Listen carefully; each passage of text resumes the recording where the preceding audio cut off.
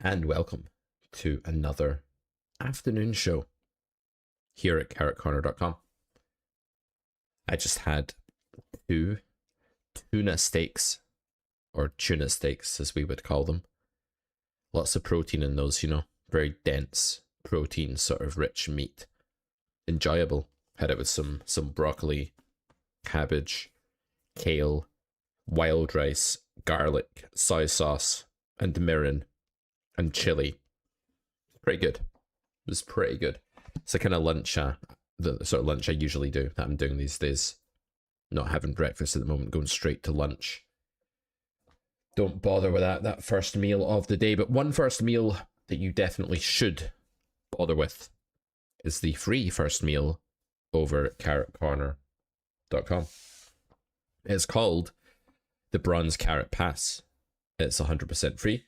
That's the syllabus there. If you want to see what is involved, you can go to the Bronze Library and look at the videos. You can preview the videos before you even pick up the Bronze Carrot Pass for free. I'm viewing the site as a customer here that's not logged in or not done anything yet. And you can see that we have 12 videos. Hover over these, it will give you a little sneak peek. If you click them, it will take you to a preview of the video. For example, the 4 phases of a poker career. What's that like? You press play, it will play the video. And there you go. Your poker journey begins here at Carrot Corner for free now. To pick that up, just press the carrot, go to the home page or go to the store page and just say get now. That'll add it to your basket. And then, what do you mean I can't add a Bronze Carrot Pass? So you can't add another one. Maybe I already had one. And then you go to the checkout and you get this guy. And that gives you access to the videos. All you gotta do is put in your details here. That's it. So that's Carrot Corner. The idea is eventually you'll progress through to silver and then the golden carrot, which, by the way, if you get that all at once, you save like 300 and something, 200 and something pounds. My math is bad. You save 20% when you go straight to the golden carrot. When you pass go, collect a 20% discount with the gold rush offer. Or you can go gradually.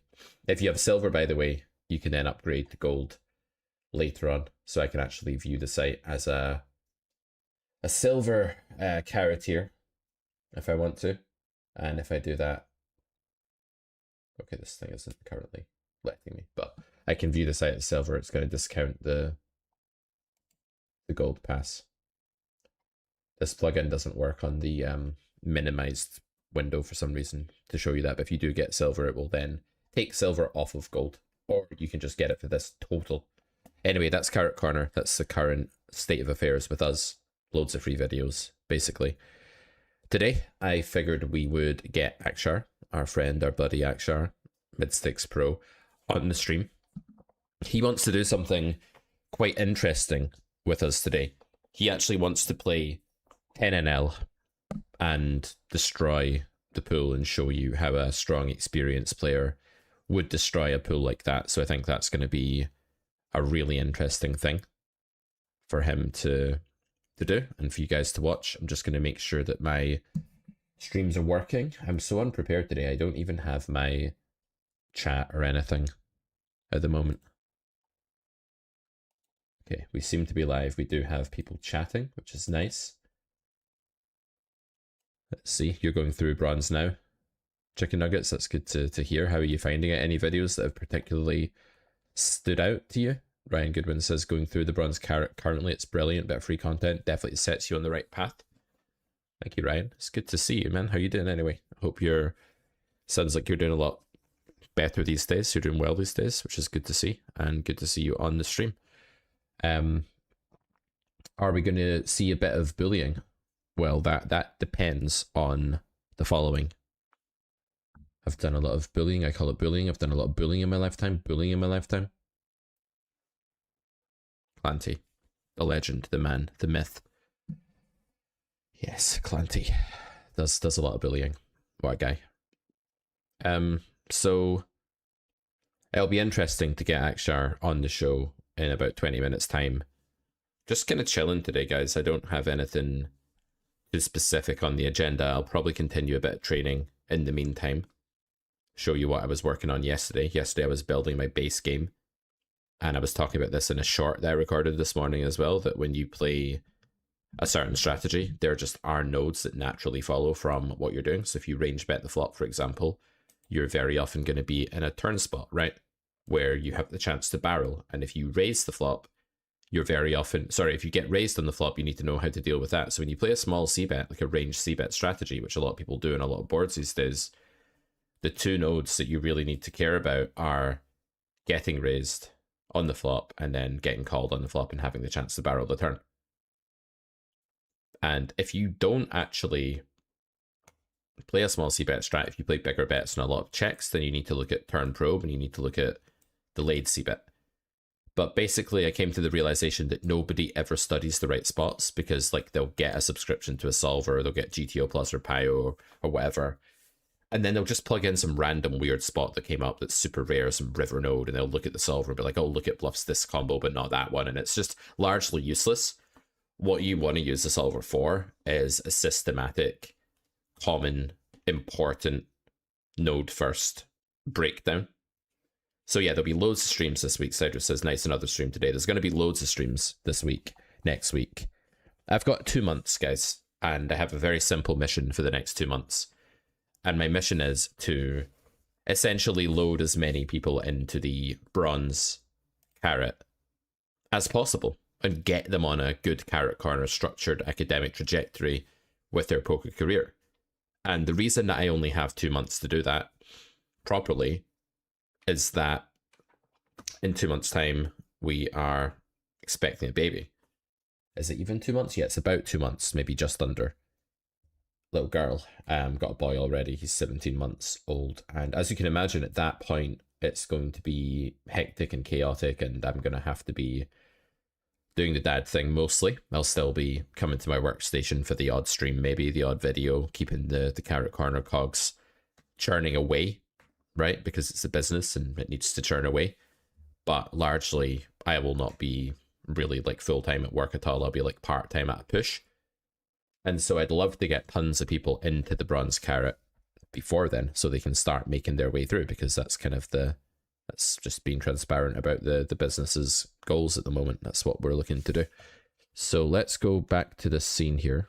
And what I'm actually going to do now is bring up Wizard instead. We'll start with a bit of Wizard here. So here we have a single raise pot, and we have Queen 6 deuce. And I was talking about this in the short that I was making earlier.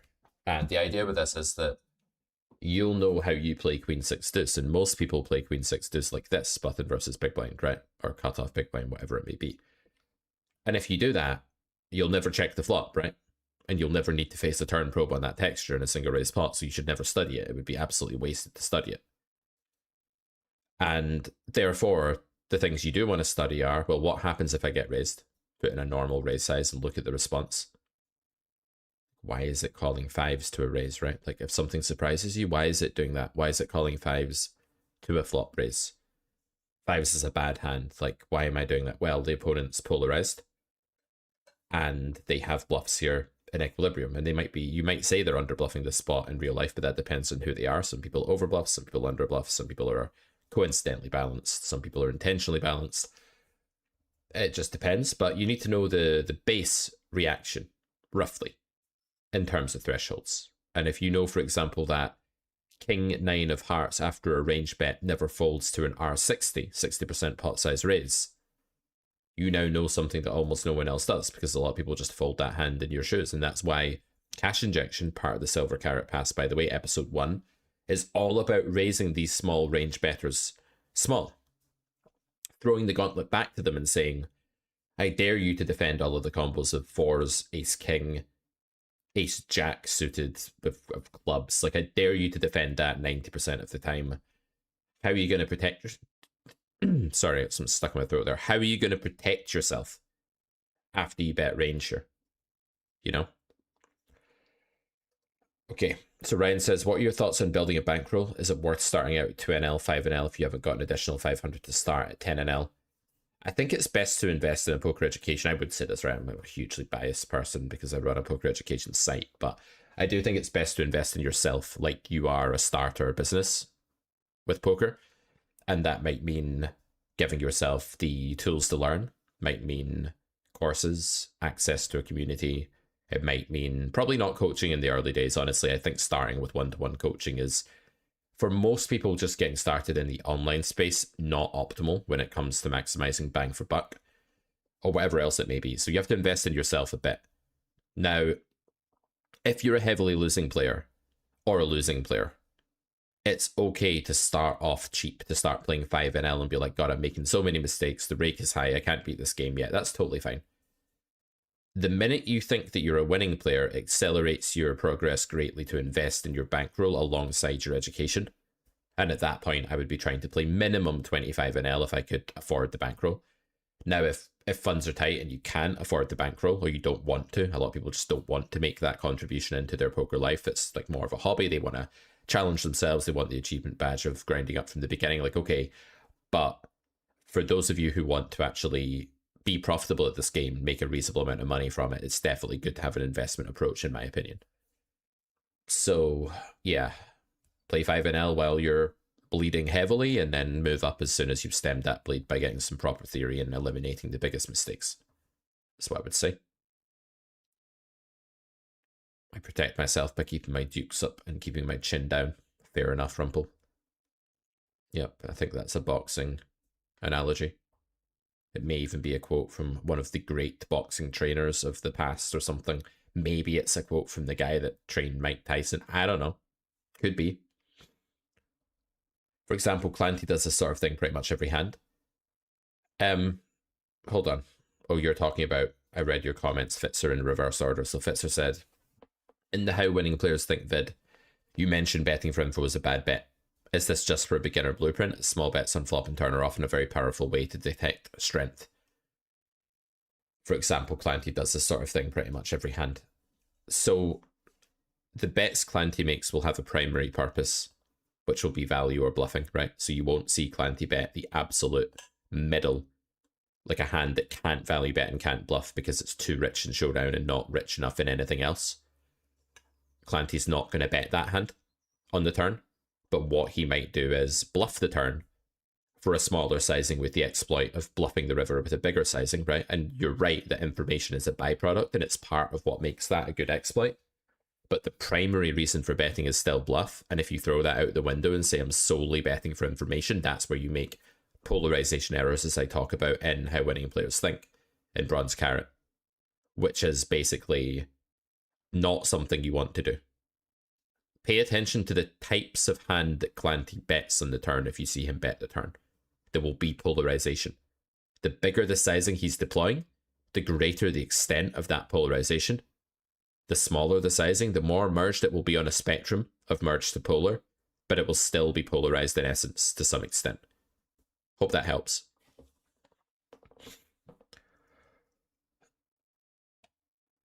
So Carradine says on Twitch, I'd like to join whenever you're streaming. Add me on Discord. Well, you want to be a guest on the show, Carradine? Is that what you mean? Or you want to be notified? Our Discord is actually for paid members only. It's for Silver Carrot Plus. Sorry about that. So we can't add you to the server.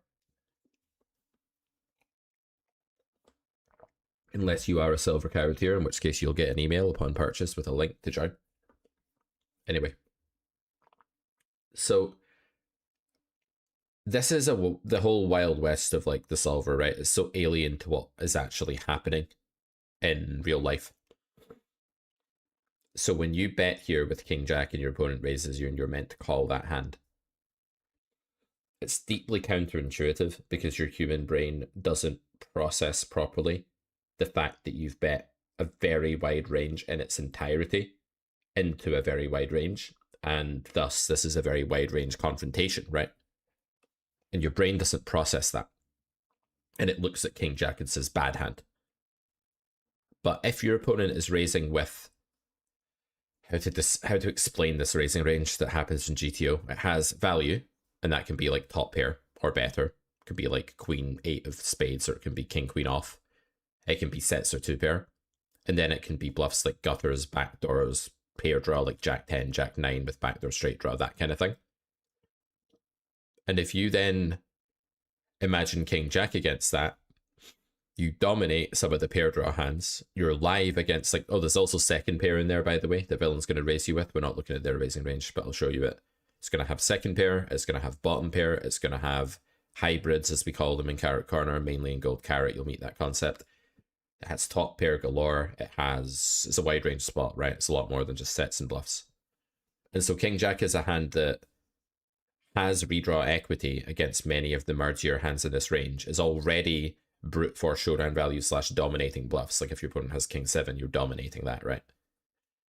And so King Jack is actually a winning defend if villain is raising this frequently. Now, in real life, your opponents are probably raising your small bet on the flop closer to 9 or 10%, not 17 or 18 on this board. And the hands that they're missing here are a lot of the top pair combos, a lot of the bottom and middle pair combos, and some of the more speculative bluffs. So their raising range on the flop shifts more heavily towards the nuts a bit, and a lot more heavily towards like 4 or 5. Because humans understand immediacy with outs. They understand I can make a straight with this. I hate GTO Wizard in this respect. Why do you do this to me? Do you think I want to see this horrible view? I really like training with AI mode, but like you have to sort this out, man. Because now I have to click about just to like see stuff again. This is just such a, like, to get it to stop being dark like that. Anyway, going back to their strategy, right?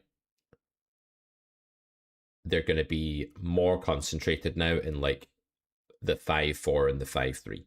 These hands are going to be like a far bigger part of this range than normal. Far bigger.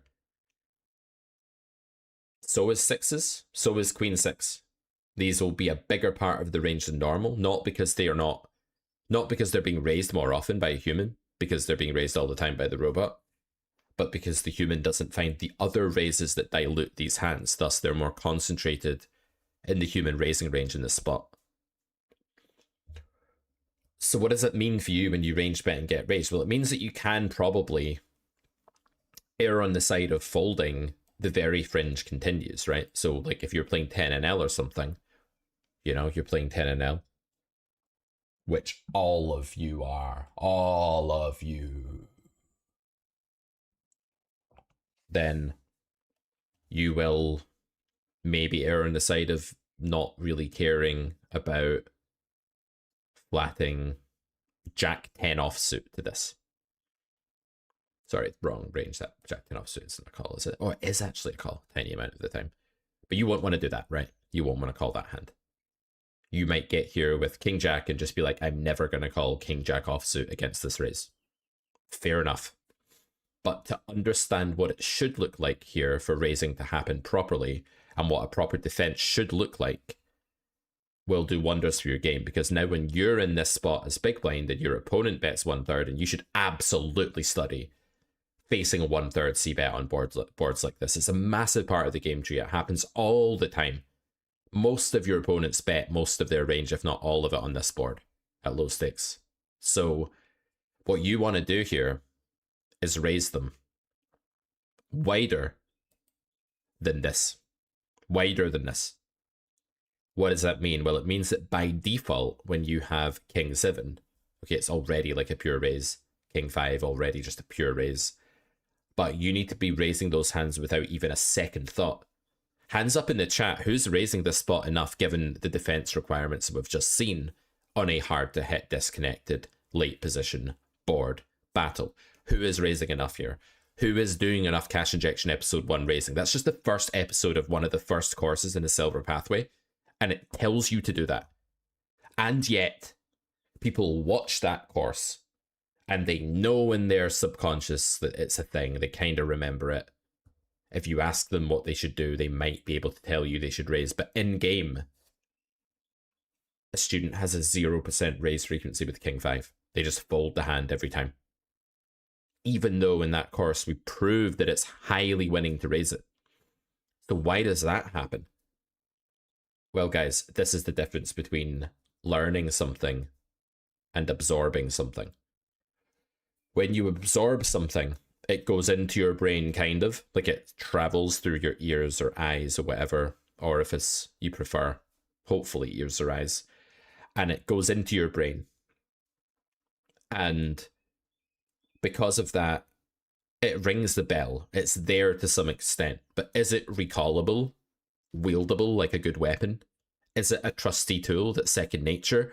Can you utilize the flop raise here? Like you can wield your own fingers and lift cups up with dexterity and drink from them. Can you do it like that? Because if the answer is no, then you've not learned that thing in a usable sense. You've just absorbed it at some point, and who knows what kind of mush it currently is in your brain.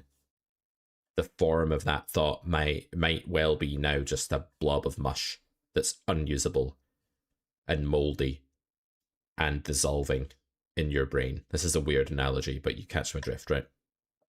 So in order to learn, you need structure, you need repetition, and you need a bridge. And by bridge, I mean you need something to connect in-game you who plays this game from out-of-game you who's absorbing.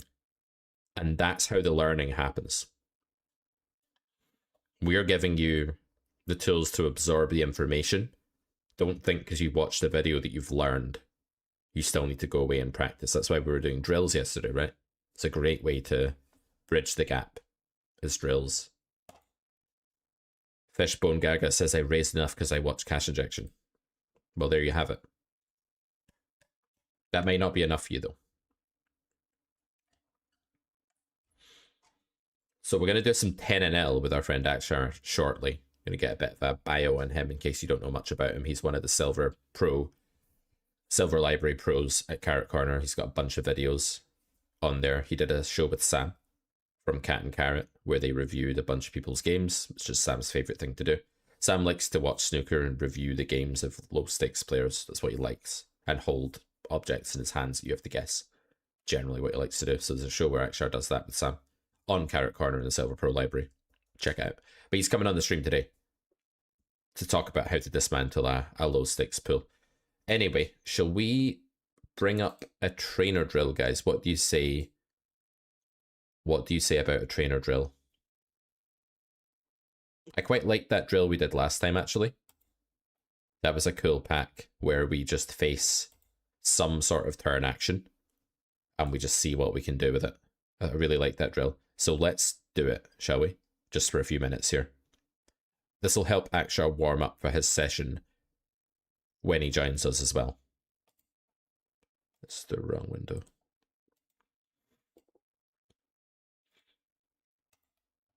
I told you yesterday that my son was sick all weekend and he's now better. Now my wife's sick.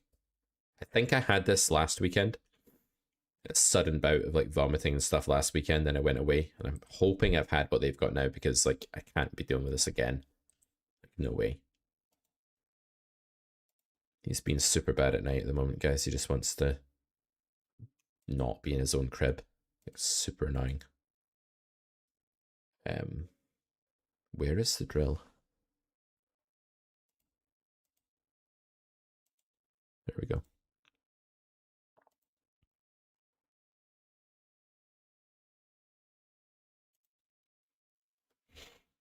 So we're facing overbet here. Why is 7-8 not raising? What was the flop again? Queen 6 something? 7-8 offsuit? It was Queen 6-3, right? I don't remember what the flop was anymore. Or was it Queen 7-3? I could just look at it, I suppose. Queen 6-2. Why is 7-8 not raising? It sort of is. It's the same EV to raise as to not raise. Basically, it's like only microscopically losing. The idea is that 8-7 is only good enough if it has a backdoor on that last board, and because 8-7 is offsuit, it never has a backdoor, and the only suited 7-8s that are raising are the backdoor ones. But if you raise a non-backdoor 7-8, it's not horrendous. It's basically like 0 EV, and you should do that against an unsuspecting range bet or human. You actually should do that. Is the answer. So let's fold 9-8 to the overbet.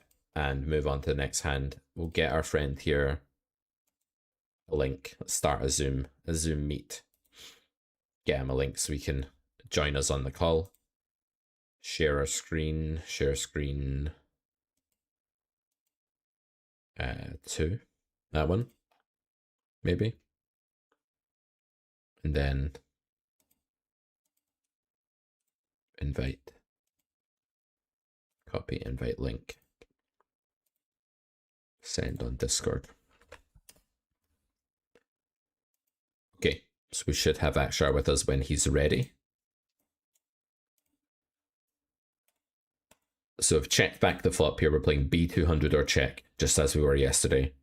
This is a really cool drill because it, again, if you're playing the way I play on the flop in these boards, which is B200 check, on non-paired boards that don't have all the same suit, they're not monotone, that are not horrible and low and 3 straight, then you're going to be checking a lot, because when you play B200 check, you do a lot of check because there's less hands you can bet at that sizing at high frequency.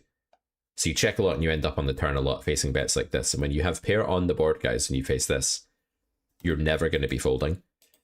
Yesterday, we were toying with the idea of like a hybrid raise, a hand that can get better to fold and worse to call.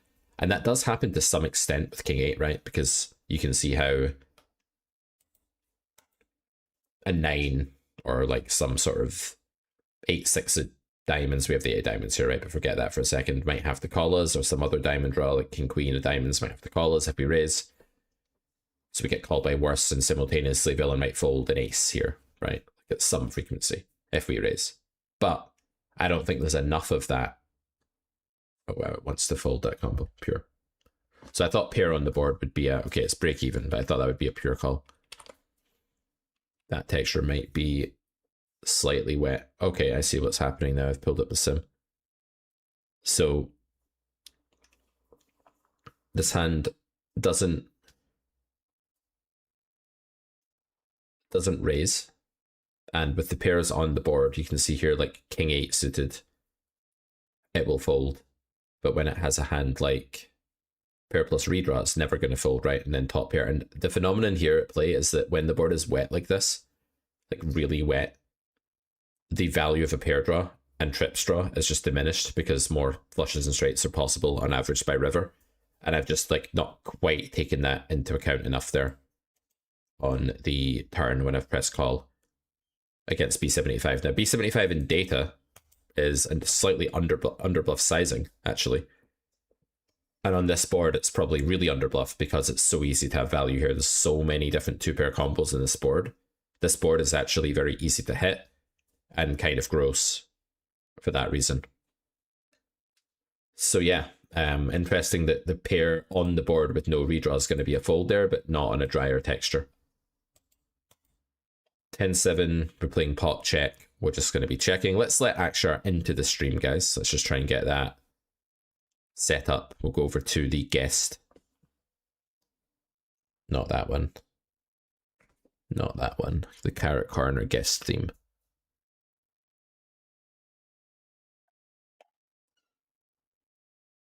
Do I not have a Carrot Corner guest theme on this computer? Surely I do. I think we're gonna have to go for YouTube guest, guys. That's kind of gross. God, that's an old title. Okay, let's change that. Mid stakes. Pro. Versus 10NL. I think we're gonna have to use this scene, which is gross. I just don't have the other one available right now, so whatever.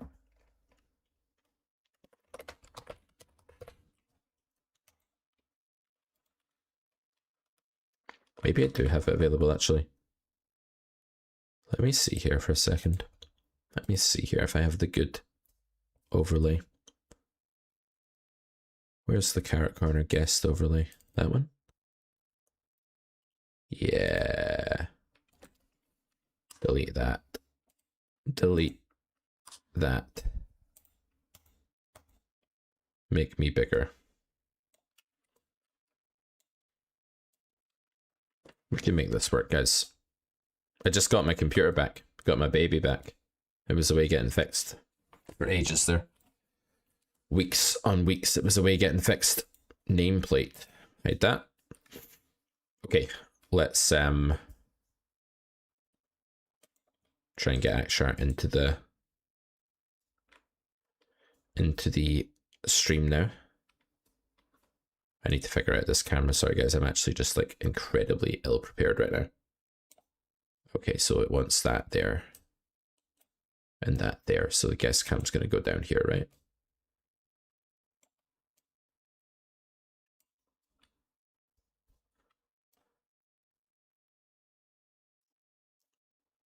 Oh, it's like way over there. That's weird.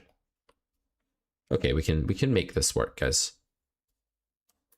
I think we can kind of make this work somehow.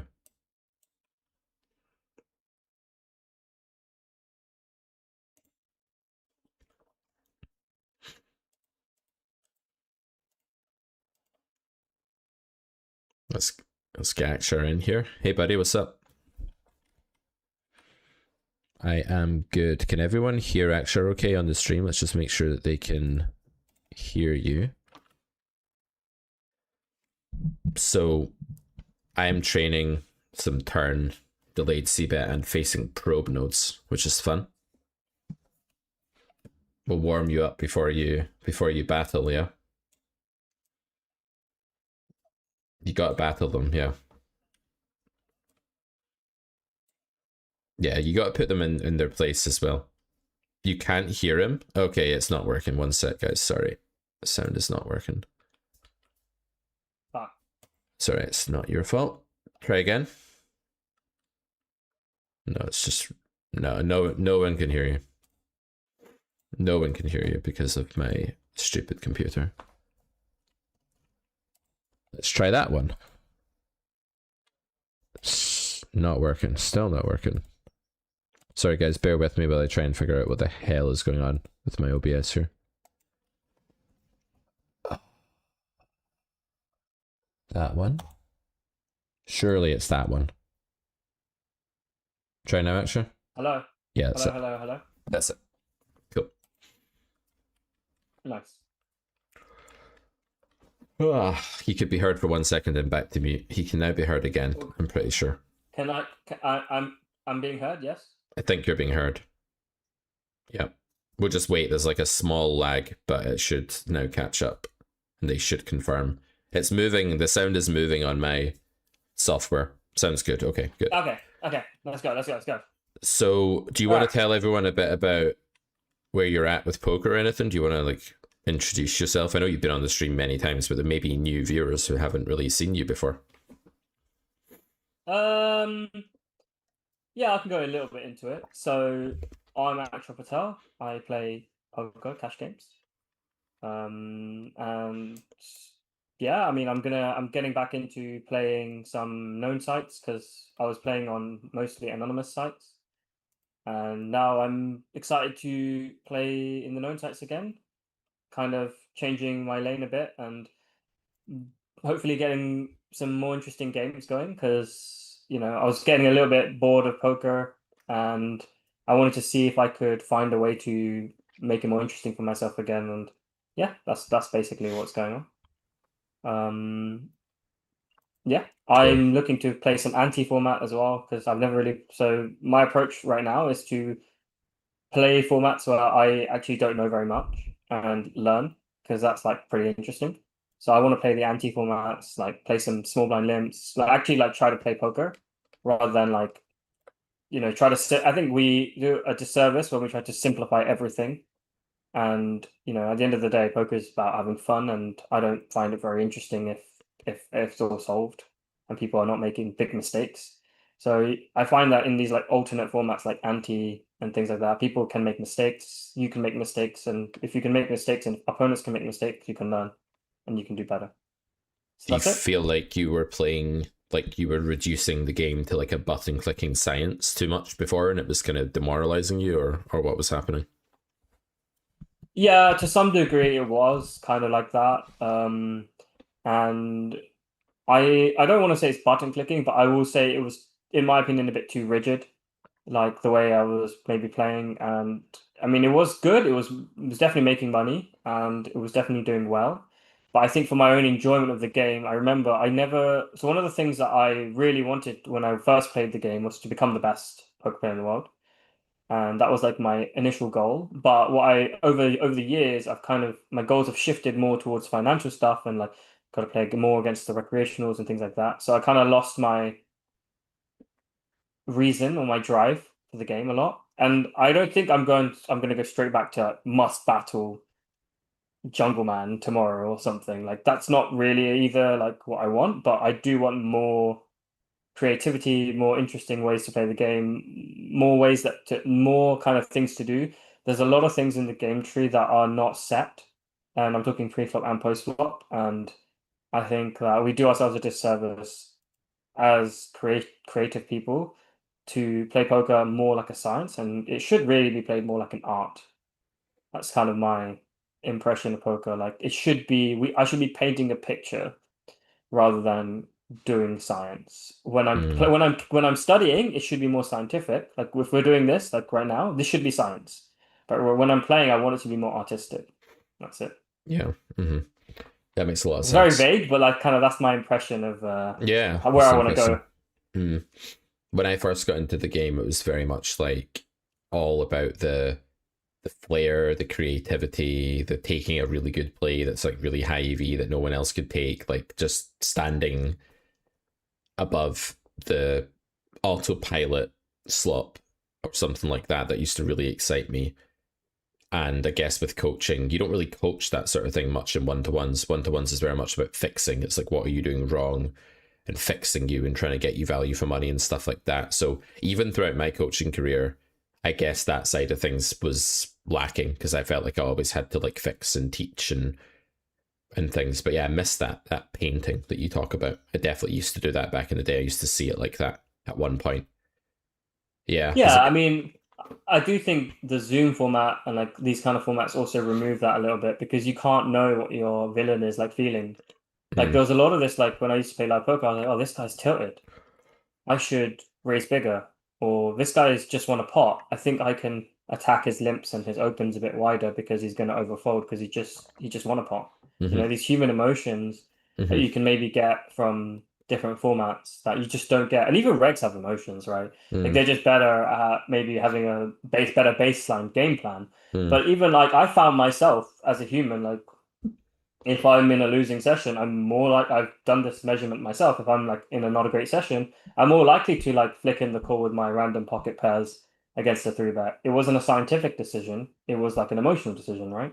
So I'm sure other regs have similar things where, you know, these things do play a part and it's hard to teach everything, but like one thing is good to get an idea of like where people's headspaces are in a given hand and if you can make better decisions based on that, mm-hmm. you know? Yeah, But yeah. yeah. Yeah, I guess when you feel threatened by how your session is going, it kind of ends your creativity and you end up like the cornered animal and you can't be creative. You're in self preservation mode and not explore mode. And I think that's such a big hang up for poker players is that if they could actually get into explore mode, they might play really well. They might play their A game. They might evolve each time that they sit down to play. But because they so quickly go into self preservation mode, what you're going to learn when you're crying, right? If you imagine Ruben, like, Yeah, you know, he's the exploring and baby, then he or bashes whatever. himself off something. He stops learning and exploring at that very moment, right? It's exactly that. So that's another reason I enjoy playing low stakes because sometimes when the financial pressure is completely off you, you can really like, you can take some risks. You can afford to look silly, right? And I think the biggest thing that I kind of learned for myself from my own self is that I was too afraid of fucking up and making mistakes because I had this idea that you have to play every hand perfectly Mm, and you have to be perfect in every situation, and that's just kind of stunts growth. Like it's okay to fuck up, it's okay to play hands badly, if not really badly, mm-hmm. um, because and be okay with it because that's how you're gonna learn. That's how you're gonna get better. You Yeah, can't get better without failing. Like that's just yeah. not possible. And I think that's why I've always struggled on, not always struggled on stream, but like, you know, yourself, I need to be in a particular zone to Hmm. play on stream and actually play good poker. And that tends to happen more when you're there. It tends to happen less when Sam's there. It's just that we laugh about this, right? But it just kind of is the way it Mm. goes. And I think it's the fear of doing something wrong in front of the audience, right? But you don't even need to be on stream to have that fear. You can just like, you can be your own audience and judge and jury and executioner, and then you're worried about doing something wrong for you. And then you don't exactly experiment, you don't play, you're not in explorer mode, you're just kind of like in a box. And yeah, we'll love to see you when you're playing 10 NL, which is like 50 times less than your normal stake. Like, it'll be fun to see what that's like. Because I know you're still going to try and do well. You're not going to be silly and goofy, but you're going to be free, right? So pretty much, yeah. So that's like, I think that's the key thing for like my kind of goals for this year, is to be more in the explore mode than to be in the defensive mode, you know. And regardless of what the results are doing, like, I want to take this like fresh approach to poker, which is very like exploratory and very open rather than like closed booked. But no, let's do some studying. Let's get warmed up, and then so let's do some closed book on that note, and then we'll close book. Yeah, then we'll close the book. Yeah. So what's the node? So the node is either going to be delayed cbet or facing small probe, B75 probe, or overbet probes. There's 4 different nodes that this particular trainer drill can throw at us, and this one is delayed cbet. Okay, and our delayed size is pot. Yeah. Okay. Huh. I mean, my initial instinct is check with 10-7 of diamonds. So I spent all day yesterday just going, can this be a weird hybrid? Like, can it be? And then, like, oftentimes it was, but this one I'm pretty damn sure is not a weird hybrid. But, like, you never know, right? It doesn't seem like the board to pot 10-7 as a hybrid. Like, I don't see what this accomplishes. Yep. Yeah. I think sometimes the solver makes us overthink ourselves, but let's try to play like we think, and then like if we're wrong, right? That's life. Yeah. So ace 4. Ace 4 button versus big blind. 6-10. Interesting. Yeah, I'm checking. Pure, I think. I think I am as well. I'm just trying to figure out buttons. Not really. So there's a couple of things here. Like, the wetter the board, the less showdown value we're going to have with ace high. It is kind of wet, but like still we have some, not much, but some. We still have got like tons of like king highs and queen highs, right? And jack highs. The other thing is like the immediacy of like our outs. Like, this hand is really bad in terms of outs. Like, if we had queen jack here, I'd imagine it's going to be betting at some frequency for sure, with like the overcards, the less showdown value, the pair outs. But with ace 4, I'd imagine it's just checking. Yeah. I mean, we also block no check raises. Like, if obviously this doesn't happen as much in human land, but like there's no check raises that we block, so it doesn't seem like a good betting candidate. We really couldn't be any more like uncoordinated to the board there either. Do we have a solver here? I don't. We do have a solver. Let me see here. So just to understand like what it does start potting on the turn here as a bluff, it's going to have like just random overs. Like queen jack, that hand I picked as an example, is actually pure, which goes to show that pair draws are as good as anything in a spot like this. Ace X, it's generally just not betting for those 2 reasons we outlined. And then what are the weird hybrids? Can you spot any? 6-5. Yeah. 9-8. 6-5 is just 6-5, 9-8. 9-8's more value actually. That's just straight. 9-8 is just a value bet, right? Yeah, it's just a value bet. 6-5 is probably like board. Sorry, I thought I saw 6-5. Is that 9-5? I can't actually see the solver very well. Sorry, it's not great on your screen. So I'm trying to see if there are any actual hybrids here. 10-7, that's one. 10-7 is 2 pair, no? No, 9-7 do 6. 9-7 do 6. Okay, yeah, it's 10-7. Yeah, so it's like a second pair. Isn't 10-7 also just kind of it's just kind of a value bet? Like you sometimes get called by 6 or whatever, but you also get a bigger 7 to fold. What are you making indifferent? King 7. Yeah, you're making 7s indifferent. Yep. Which is a weird thing to bet 10-7 when you're trying to get king 7 to fold, huh? It's counterintuitive, right? Because you block it and you don't really think about betting a bad 7 to make someone fold a good 7.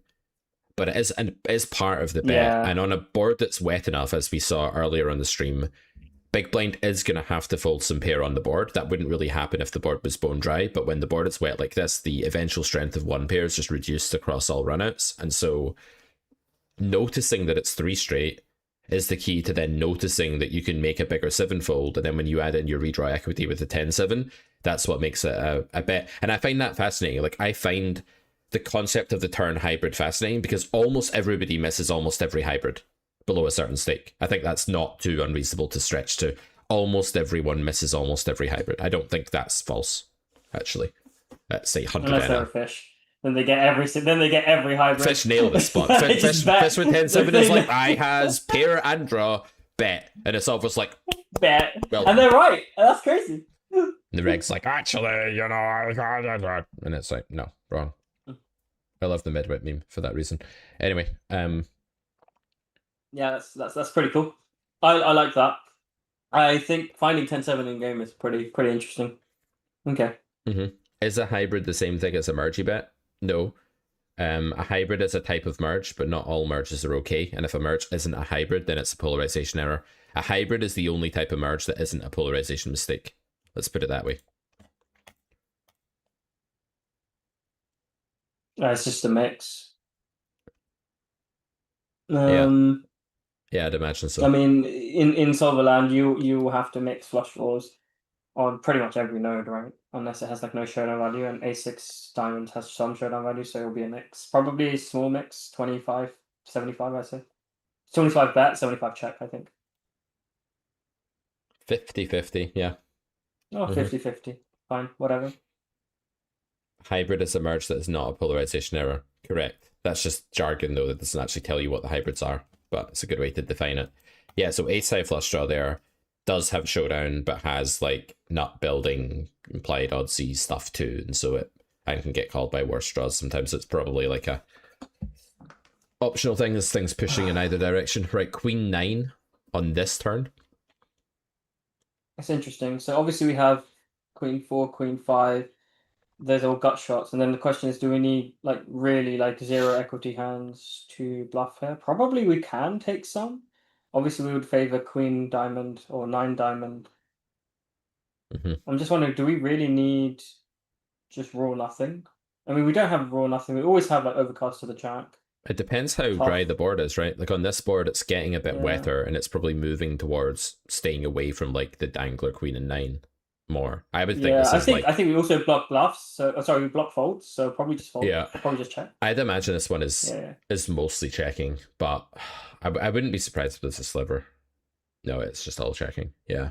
Sure, check. If you change that turn though, and you make the 3 like a 7, it may well start to bluff hands like that. Yeah. Seven of spades. Yeah. Yeah, I guess it depends on like how many bluffs you can pull, because like on the 3 of diamonds we can pull a lot of bluffs. We can pull a 1 diamond bluff. We can pull a gut shot bluff in many directions or in 2 directions, and then so yeah, it seems like we don't have much of a betting range anyway, because we decided to check the flop right on a board that we would be heavily incentivized to.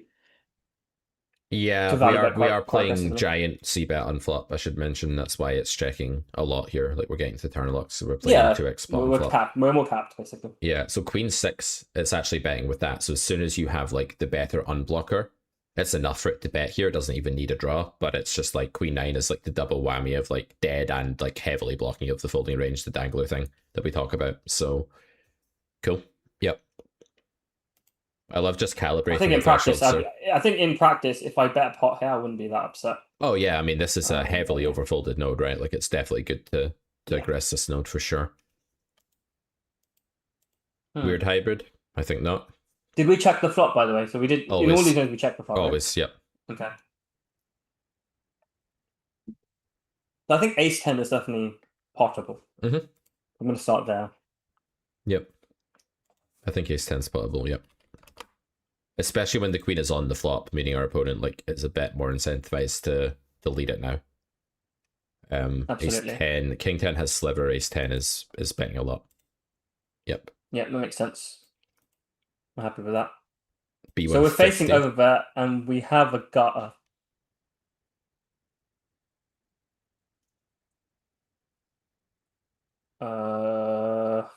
Cool. Let me think.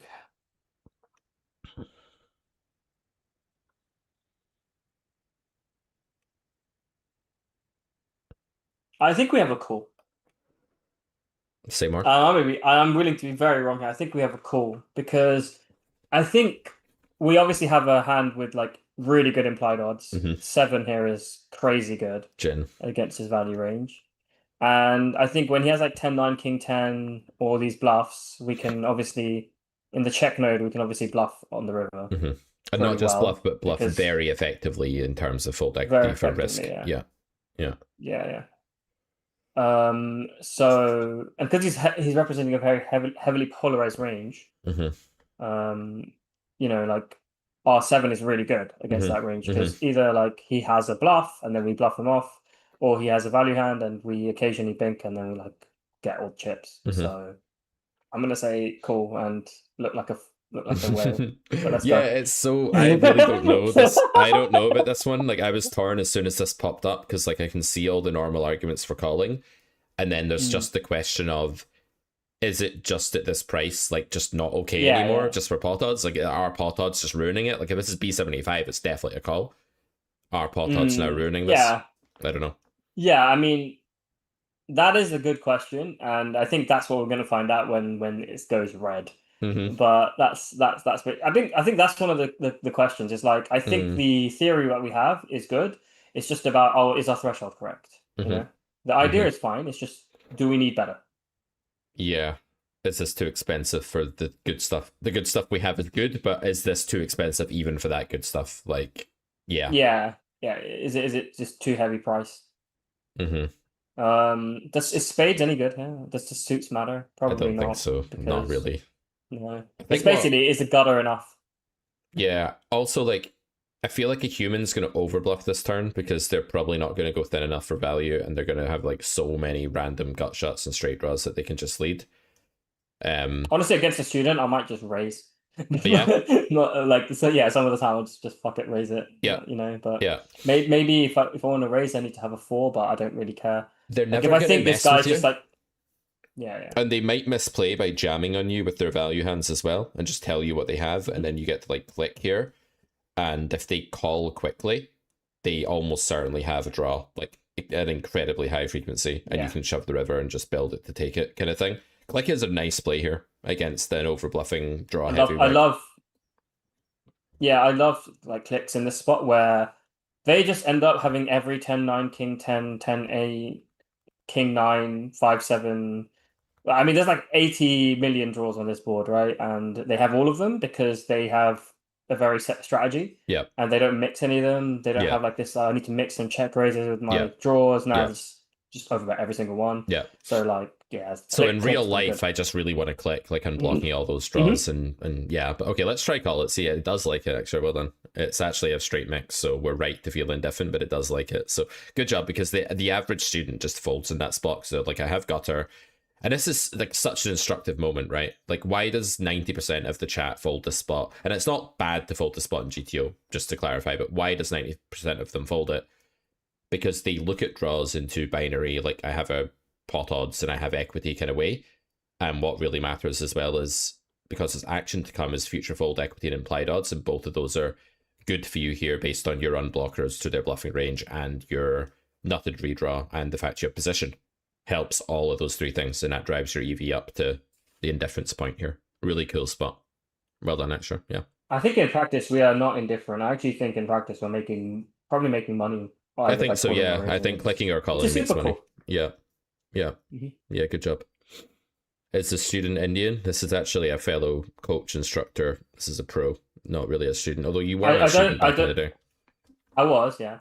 I don't want people to think this is like, it's just, so someone's written implied odds in position, gotcha. It's not about just that. There's like the node of the game queue where they fold. Like, it's not just about hitting my hand. It's like, you know, when they check the river, I have the ability to bluff river. Yeah, if you weren't allowed to bluff the river, it would not be a call on the turn. Like, you need that. And what you need there is you need a printing river bluff to make the turn call, and you do, because the action sequence of overbet and then check leads to about 90% fold equity in equilibrium.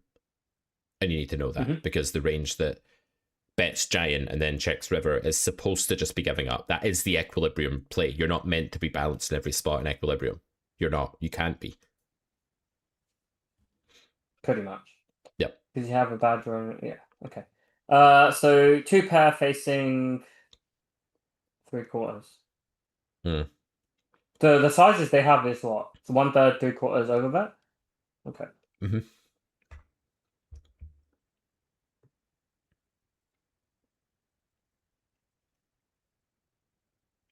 Shit. This one's hard. Yeah, this is hard. Let's go. Sometimes it helps to go human first. Like, what would your default be here against a human? And then we can circle back to the GTO and see how it differs. Let's try that just for a change.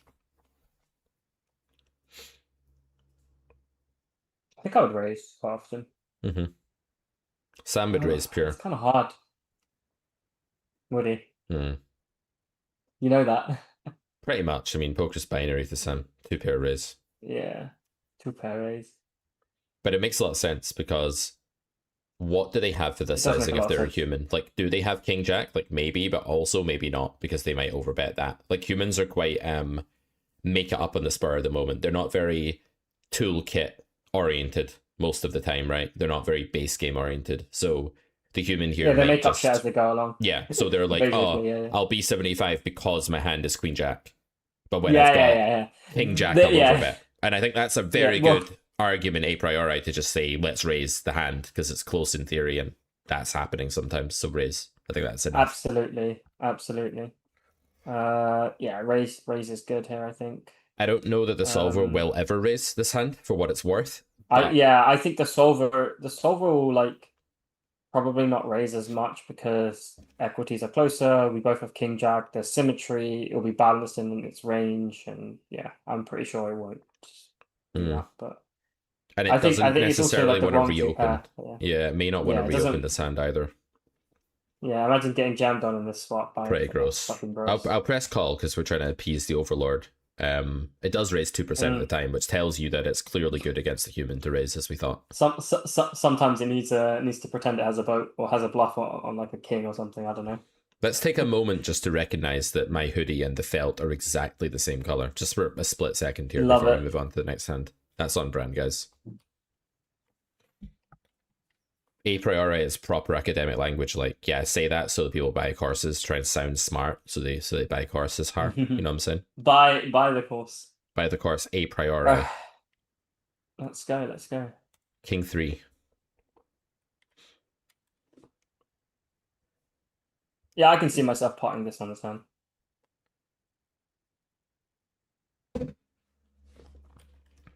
You can see potting here. Yeah, I can see it. Mm-hmm. I don't know if I'd do it in game, but like I can see it. Mm-hmm. I can see the idea of doing it.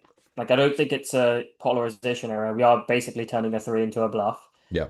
Folding out 4s, 5s, 6s. Folding out a lot more than that here. 10x. Making easily 10x on this board. Making 7x indifferent. King 10. So yeah. And having a set blocker is pretty good. Unblocking, not basically having a pair on the board is probably good because it unblocks like the other pairs that you want to fold or something like that. So I'm happy to pot here. I'm not sure it will do it pure, but I'm happy to do it. Like I don't think it's a huge mistake. Yeah. Now against a human, they are underprotected. They have less flushes and stuff, so there's less of a punish. They have more like 10x, but like, are they going to fold a 10 to pot on this line? Is the question. I don't know. Because they're meant to they fold might not ace fold 10, a 10. right? Yeah, probably. But the thing is, they might not fold a 10, but they might just be too weak to start, so it doesn't matter. Like that's another thing. Like, okay, this guy might not fold a 10, but even against a 10, like we have trip outs, king out, a king out. We can make him fold a 10 on the river sometimes if he overcalls a 10, like on the 4 flush. Yeah. So yeah. Things you like might that. actually have a really good turn bet, river bet here against their actual turn check call range because it's meant to have flushes and 2-pair and straights and stuff, and it probably won't. So you might actually be able to get like your double barrel through quite a lot on this texture. Yeah. There's many good things. Like I'm not that concerned if a human calls a 10 on the turn. Good luck defending your range on the river in this line, right? Like, unless you're like so good that you've like found some like, or you think I'm over bluffing, whatever. Yep, I like it. But yeah, Okay, I'm very curious to see. we got our first Yeah, red we fucked box. up big. Not big. Oh well. I mean, it's 6% of a big blind. I'm more than okay with. I wonder if it's like you bet 3-5 or something. Yeah. Let's have a look at the Yeah, solve. probably. It's also probably like it wants a bit more immediate redraw of higher caliber because the board's soaking, and then it doesn't want the king, which is is a blocker to their folding range. It's probably those two things, I would guess. But I think it's a good play against Fine. the human, actually. Let's take a look. Yeah, I'm not overly concerned that I was Well, look, told off. it's doing Yeah, queen queen 3. three does it. There you go. So Yeah, so whatever. This is my response. Like, yeah, so basically, what it's telling me is that the king is like affecting the fold here somehow, yep.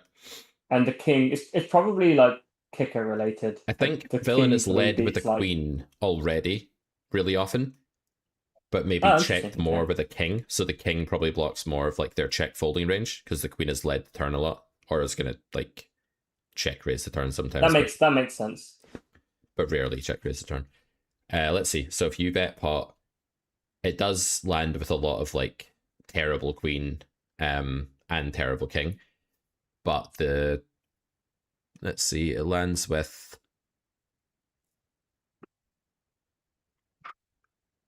I mean, it's not a huge difference actually. It's very minimal UE difference, I think, between the queen and the king actually.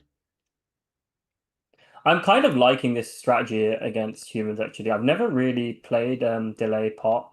Mm-hmm. But one thing I'm noticing is like you are gonna like put people in some spots. Yeah. That they've never faced before. And yeah, like the 10 is indifferent. But I honestly don't think that people will pure call a 10 if you face the sanction. It's kind of a No, I weird don't think action so. I sometimes. think they might call it more than that overall. Like, Yeah, they'll call it more than this, but I don't think they'll pure call it like yeah, as much as we think. yeah. And then like I've seen people fold like 5s with a club because they're like it's a bad draw, and they don't think like I've got showdown value in redraw, I need to call. They just think that's a bad flush draw. There's no point calling with a 5 high flush draw. Mm-hmm. So you might find people who are a bit too in a box here, and they call a 10, but they fold 4s with a club, which is like kind of. In which case, I think I don't mind having my king. In which case, I don't mind having my king. Yeah. To be honest, like as much as maybe Solver does, because like obviously some of the calling range is king 10 and things like that. So I'm okay, like unblocking 5s or whatever. Yeah, yeah, it's a cool spot. So yeah, very interesting spot. Cool. So you can imagine one more, and one more, start losing some money. Yeah, you can imagine, guys, like the benefit of this is that if you do play a flop check strategy that's quite abundant, you will be in this node all the time, and you want to be like really adept at this node. It's a very important node to be adept at if you're playing this way. Always think about where your strategy leads you to and study those spots. This one has to just be a check, right? Really? Oh. Maybe you can value bet, but I feel like jack on the turn. Yeah, I think it's. There's a jack on the turn, but there's still plenty of worse hands that can call queen 9 in bottom versus big blind check, right? And it is pot though. I don't know. Feels thin. I would check pure. How much jack X leads? I could be wrong, but I would check pure. The only reason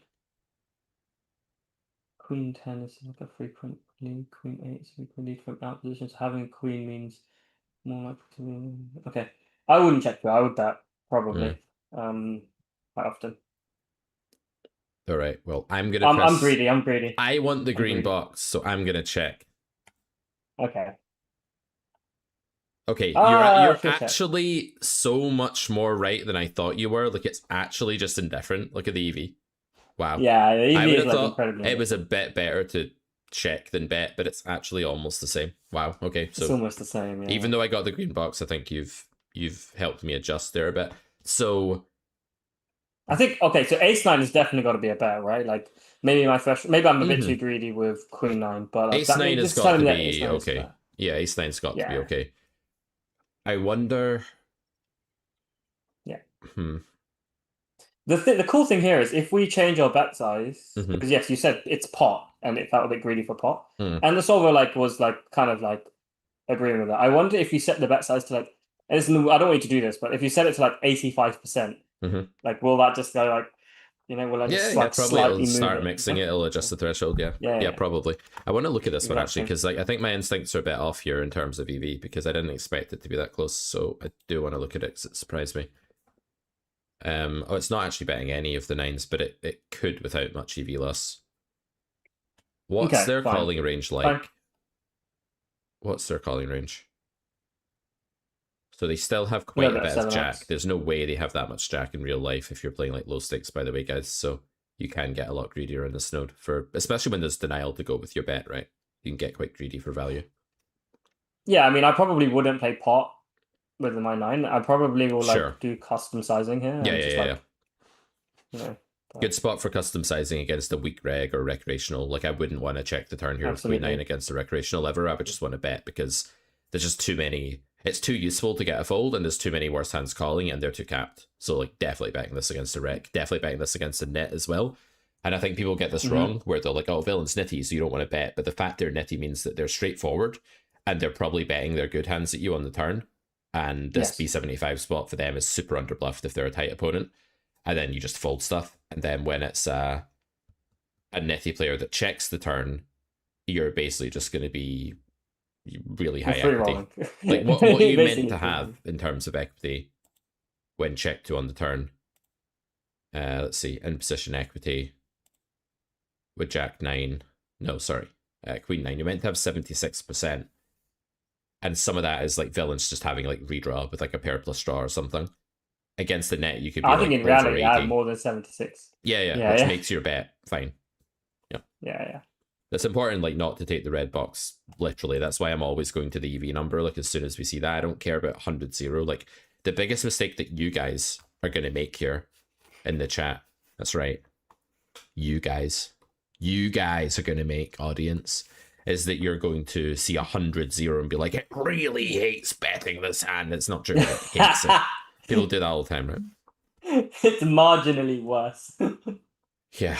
It's like, do you want a I think the cool thing that by approaching it like this is, what would my opponent have to do to make my bet bad?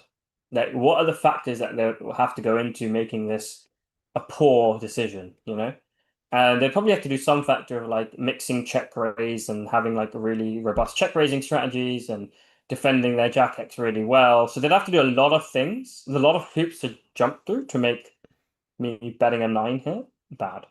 Yep. And that's it. Yep. And it's not happening. So yeah, will Modern Master Plan come out with pile solves too to drill the material and practice out of game? 100%. Yep. Okay, why don't you share your screen with me, man, and we'll get you playing some 10NL for the audience here. Send request. Oh, Let I me need just to make sure enable it on everything's set Zoom, up. don't I? Yeah. Just set this all up. Share. Okay. And then How we would need you a like the screen. tables? Would you like them on? How many tables were you going to play? Like 2, so I can explain. Right. Okay. So If I let's play more than see. 2, there's no way I can keep No, up. definitely not 2. I'm just seeing if I can get to looking good, guys. I can Sorry, do 1 as well, but that's no, a bit slow. 2's gonna work. 2 is gonna work. I just need to figure out the layouts a little bit. Let's do 1 actually. Can we do 1? Just because it's a bit annoying. Yeah, let's do 1. Cool. Yeah, let's just do 1. It's fine. I don't mind doing 1. We can Cool, get more in depth. Yeah. All right. I need to sit out so it doesn't. I'm going to turn this off. Fuck, I just auto-folded me like 3 times. Don't do that. Sit out next time.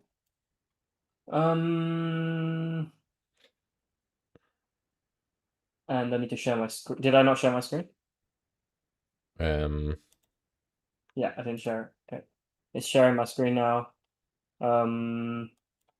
Let me quickly play this one. This is gonna. If you can sit out a minute, I need to figure Yeah, out I'm how the literally just hell trying to this sit is out the gonna hand. work. Yeah. I was trying to sit out. Okay, it's sitting out now, so I need to new template. Okay, and oh, sorry. Okay, I can make it that big. That's good. You can see that, Yeah, and then I can have the notes on the side. that is good. We just need to adjust this considerably. Doing this on the fly, guys. Yeah, Excuse we're us. video editing on the side. Yeah. While you do that, I'll quickly just go pee. Yeah. So this will be interesting. This is a player that usually plays 500 NL, and they're going to play. He's going to play 10 NL for us today, guys. So this should be very, very interesting. Usually it's extra watching me play. It'd be good to do it the other way around. Right. Okay, what about guest cam then? What about the guest cam?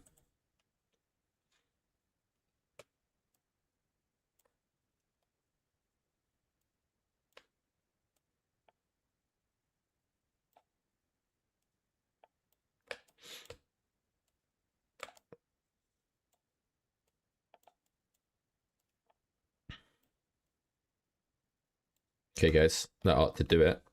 How's that looking for you? Bit of 10 NL action for you. This is going to be fun. Let's see how many buy-ins we can win.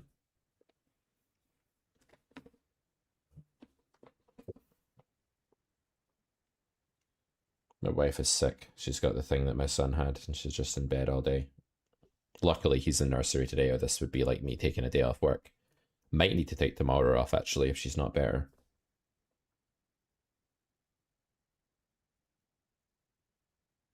Take it on.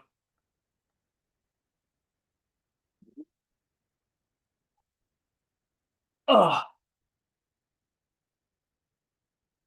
Alright, I'm back.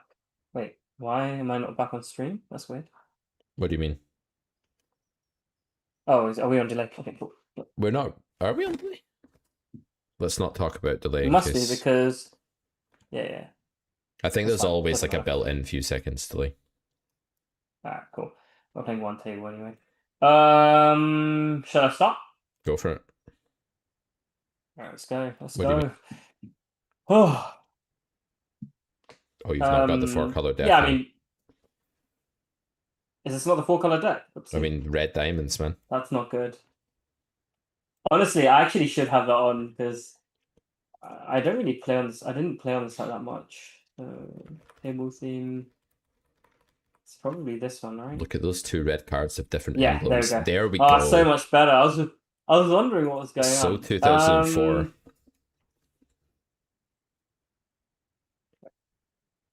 2004 poker.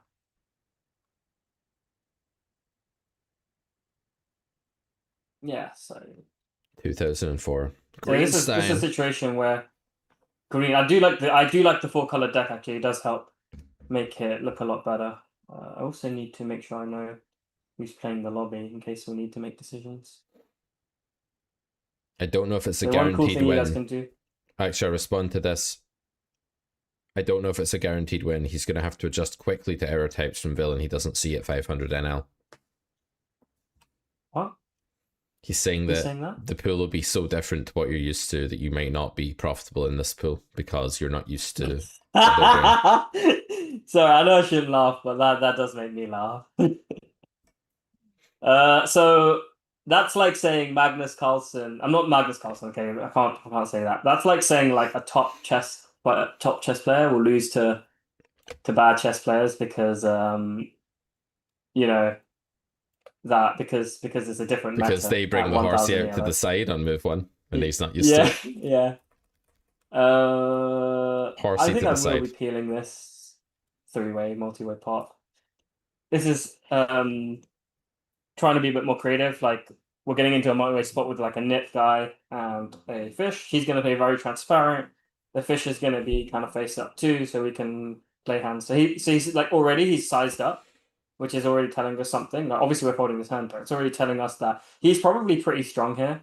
And I mean, we can just watch the hand out. So these are Yeah. kind of the things that I'm looking out for. But like, if he like suddenly bets like 1/3 on this board or like a quarter, he might be a lot weaker, and we can like I'm not saying we're doing something with 6/5, but we can do something. He's Oof. extremely strong here. He's too merged though. I bet he's making polarization mistakes with the sizing as well as just being really strong and never bluffing.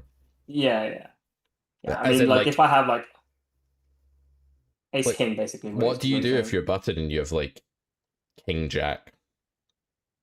Oh, I'm pretty sad. Mm-hmm. But yeah, I'm The other probably thing like is having to go with there's yeah, so many combinations of ace queen in that range. Like it is like so yeah. It's like ridiculously abundant, right? oh, 100%. It's like sets, ace king, things like that. Like I actually think his bet size was pretty poor against the fish there. Yeah. But yeah, You don't want to give the fish like suddenly a reason to fold some like decent hand there. absolutely not.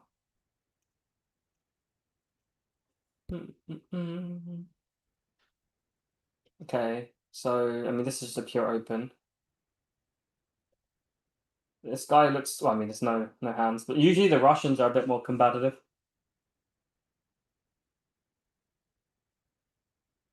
So there's a lot of things you can do at 10 an hour and 25 an hour that you don't get the option to do at higher stakes because people are better. We're definitely three betting. Just thinking about sizing. Do I want to size up because it's a rec? I think I do. I think we should size up because it's a rec. 50, um, 50 big blinds, high VPIP. So we have like two different strategies. We can either check and basically bluff catch, or we can bet small. And I think I'm gonna check because this doesn't need any protection. And usually, like I'm basically just gonna call down here. This is a good sign using a smaller size, so I'm pretty happy to call. And I don't think I'm folding river unless he like overbet jams all in. Yeah, I mean I'm not folding, but just checking that there's no reason to ever raise. I don't think I should raise, so I'm gonna call. Amazing. So we've done a few things in this hand actually, which I think people can learn from. We're yeah. If you want to jump in, Pete, you can also jump in, of No, no, course. you're doing a great job. Sized up the three bet against a rec. Didn't automatically c bet the flop because that is our range bet strategy. Blah blah blah. Like we took the time out to think, like how can I exploit him in the future? Like what can I do um to make more money from this hand. But then we also realized that like we're not just going to call down haphazardly. If he overbets jams all in on the river, I'm probably folding, because he's probably underbluffing now. So we're keeping it fluid. Like we're not like deciding on we're not deciding on our actions until like we're presented with the problem. But yeah, so Yeah. we make a bit more money from the fish that way. Yeah, I think it's important. Like with these stable hands, when I have the combination of like a very stable showdown value hand and a very volatile looking player, I think check just starts to become the only play on flop there. So really like the way you played that. Absolutely. For River Rumple, who says that's interesting, I would probably fold the river. The first thing that you need to tell your brain is that you need to win pot odds amount of the time there, which at like was it quarter pot or something? 17% Quarter pot. required. Yeah, or third I pot. mean, Third pot. Yeah. third pot, 20% required equity. That's how often poker's asking you to win there 20% of the time.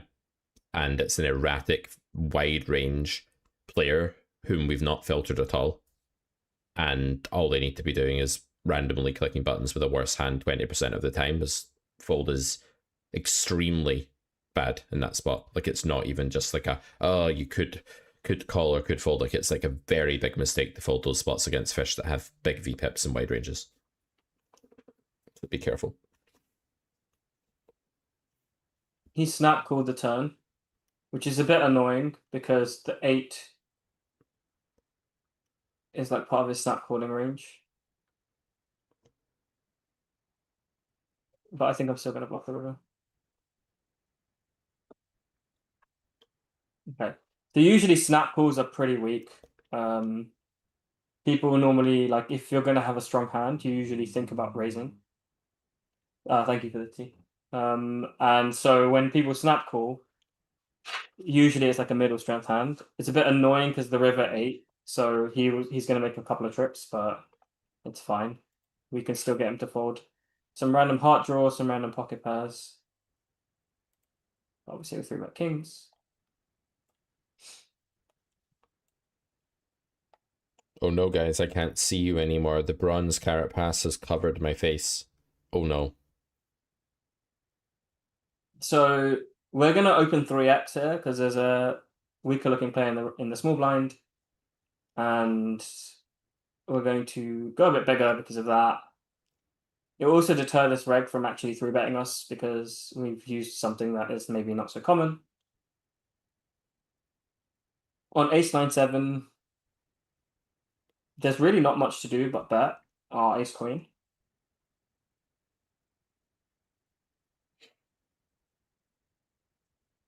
Like our hand is just very good against the recreational, decent against the reg. He snap calls again. Notice snap call. Would he really snap call like 2-pair sets? Probably not. So we're looking at a range of like weak ace X, and like maybe some. Okay, so I'm just gonna go 3 streets here. Ace 8, ace 6. Just wondering if I need to size down because it was multi-way, but given the speed I'm getting called out, I'm just gonna go like 35 with planting.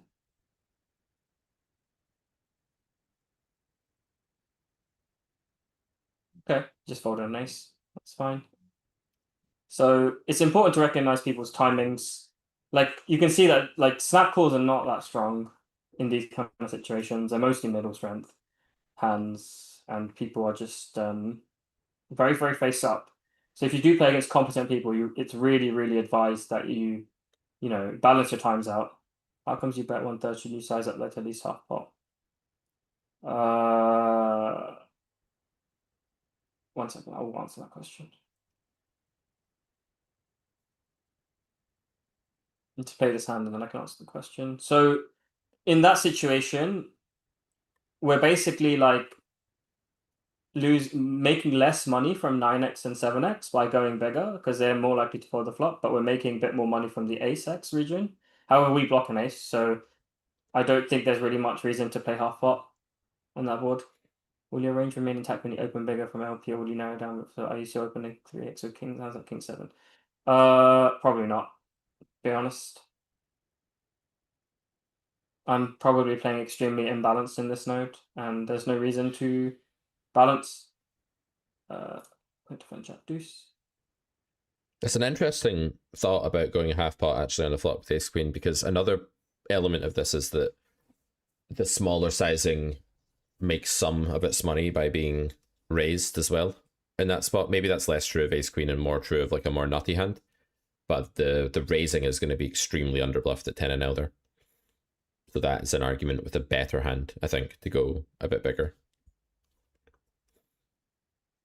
There's the classic check bet, which is like a see this spot actually, right? I want to review this hand because this spot's so instructive. Let's review it. Yeah.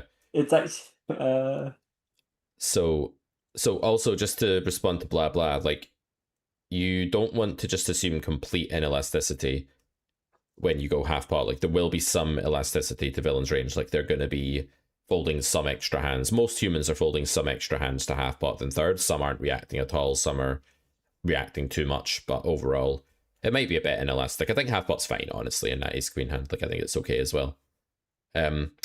it's like debating very, very marginal points. You know, like I went a third, which is a size up for me because like I usually bet like 25%, and then like going half is like a little bit more. Like I don't think there's anything wrong with it. I just didn't do it. Yeah, I guess there's nothing. Okay. Yeah, I don't think it's a big deal. So, this spot. So if you look at this spot in data, right? Sorry, in theory, first of all, the big blind checks, the under the gun player checks back, turn is the same. On the river, what size did you lead actually? You led for slight overbet, right? So that needs to get through, let's say 58%, 57% of the time or something like to break even. Mhm. And in GTO, villain is going to just be, they're actually going to be defending based on Mhm. your blocker. So that when you have a deuce, you can probably just about break even with that. But if you had a hand like Jack 10, you're probably blocking enough of their Terrible. folds now that they actually defend more than MDF when you have those cards, and then you lose by bluffing. But when you have Jack Deuce, you break Yeah. even by bluffing. That's like my guess of how the theory of this goes. But exploitatively, like, it's just such a stupid spot where, and I was saying this to Shu, who doesn't really have any theory at all in the challenge, like in the race to 25 and L. Just bet whenever they show passivity across multiple streets, or give up the betting lead. Like whenever that happens and you have low to zero showdown value, you just bluff. Because in reality, I don't know what the MDA for this exact node is, but I would guess that this slight overbet, which is a great sizing for this spot, by the way, at 10 and L, probably gets through like, I want to say like in the 60s anyway, right? And it doesn't need to get through that often. I don't think it gets through like 70s, although it could be wrong, but I think it gets through in the 60s. It needs to get through in the high 50s. But that is printing in a spot where Big Blind has this abomination of a range, has absolutely no business printing, and where any competent under the gun player who understands that actually has a reg will know that he's probably got a bluff 9 times out of 10 on this node, I and I have probably a under the bluff. gun's equity is 90%, but they don't know it. And that's what rock paper scissors is, right? Like if your opponent's playing scissors, you could beat them always by playing rock, but you don't know they're playing scissors, and that's what's going on here at 10 NL. Yeah. Yeah, it's making me laugh because I don't think I'd bluff like this at like a 200 an hour because I'm No, gonna no, no, get no, no. smacked by like No. everything. At 200 NL, it Um, actually probably gets over defended it's to your sizing. overcalled, yeah. On this texture because it's so easy to like overprotect your range with a top pair, ace five, ace seven, ace 10. Yep. Even kings might call. Like it's so easy to overprotect yourself on ace high boards if Mm-hmm. you develop checking ranges. And competent regs will check to allow you to have bluffs in this Mm-hmm. spot. So it's pretty like I think if I was gonna bet the river, I would bet like 400% pot with a nine, and maybe sometimes bluff as well. Like I'm gonna go extremely polar here. Yeah, and if we are bluffing, this is a spot where I think we really do need to avoid these dangler cards as well against a competent opponent, and we probably want to have like a 4 in our hand or a deuce in our hand or something like that to bluff, because the more, like, we're not going to be bluffing with a pair on the board here because we take the showdown of that, right?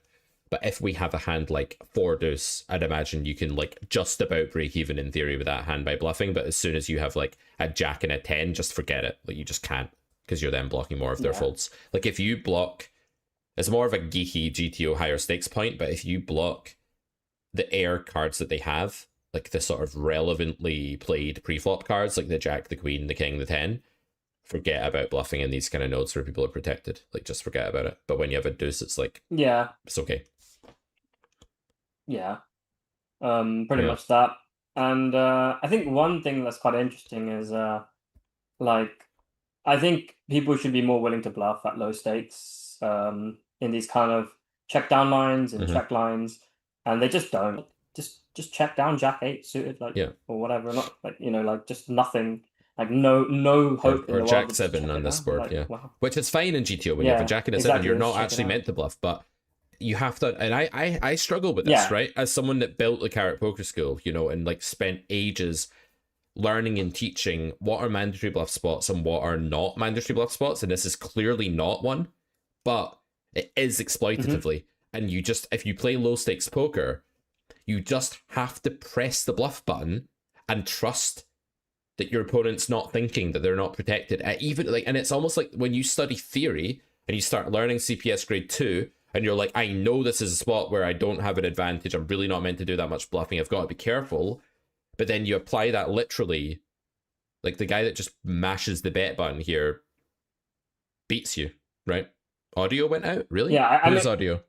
eh, I can see both audios. You can hear me, can't you? Yeah, sure. I can hear you. Right. Okay, weird. All right, go on. I think what you have to understand is, or what we have to understand is that at the end of the day, poker is played against humans. And betting the mash button is basically saying, we're in a new equilibrium where you all fold too much, and that's it. But yeah, this is a cool hand. I like this hand. It demonstrates quite a lot of things, which is basically like aggression in selective aggression is like the way you want to play poker at low stakes, and I guess it also shows why I'm not worried that I'll ever be a loser at 10 now, is because fundamentally people are just making so many errors in like every node of the game tree that even if I'm not like dialed into the 5-0 meta, I have enough of an edge to play it out. So I'm actually going to play some cold calls for the stream and for interest, because I'm trying to play more cold calls, and we don't just want to have like pocket pairs in our range when we have a cold calling range. Our range shouldn't just look like 9s, 5s, and 7s. Like this guy just like bet small on a board where really like I have all the sets and I have all the top pairs, and like I'm not gonna fold even though it's multi-way. We're definitely gonna call, and we're gonna we can also raise. Like if I thought this guy was a reg, I would raise. So like this is just like an amazing spot now if we don't see much aggression. Oh, interesting. I just don't believe him. This guy is behind, but like he what 5, 6, 6, 7. Yeah, I'm gonna raise it and be willing to be stupid. That's annoying. I'm gonna probably check. Okay, I was wrong. Well, you weren't That's fine. necessarily wrong. You just I ran was into wrong the... in this exact situation. I don't know if wrong's the right word. But let's review that one. That was really interesting. I want to talk about that. I like this format, by the way. Guys, would you watch this again? Do you want to see this format again? Like Mid-Stakes Pro plays 10 0. I think it's quite fun. Play this hand first, though. It's the same guy, actually, which is interesting. I'm gonna 1/3. Took a bit longer to call. I'm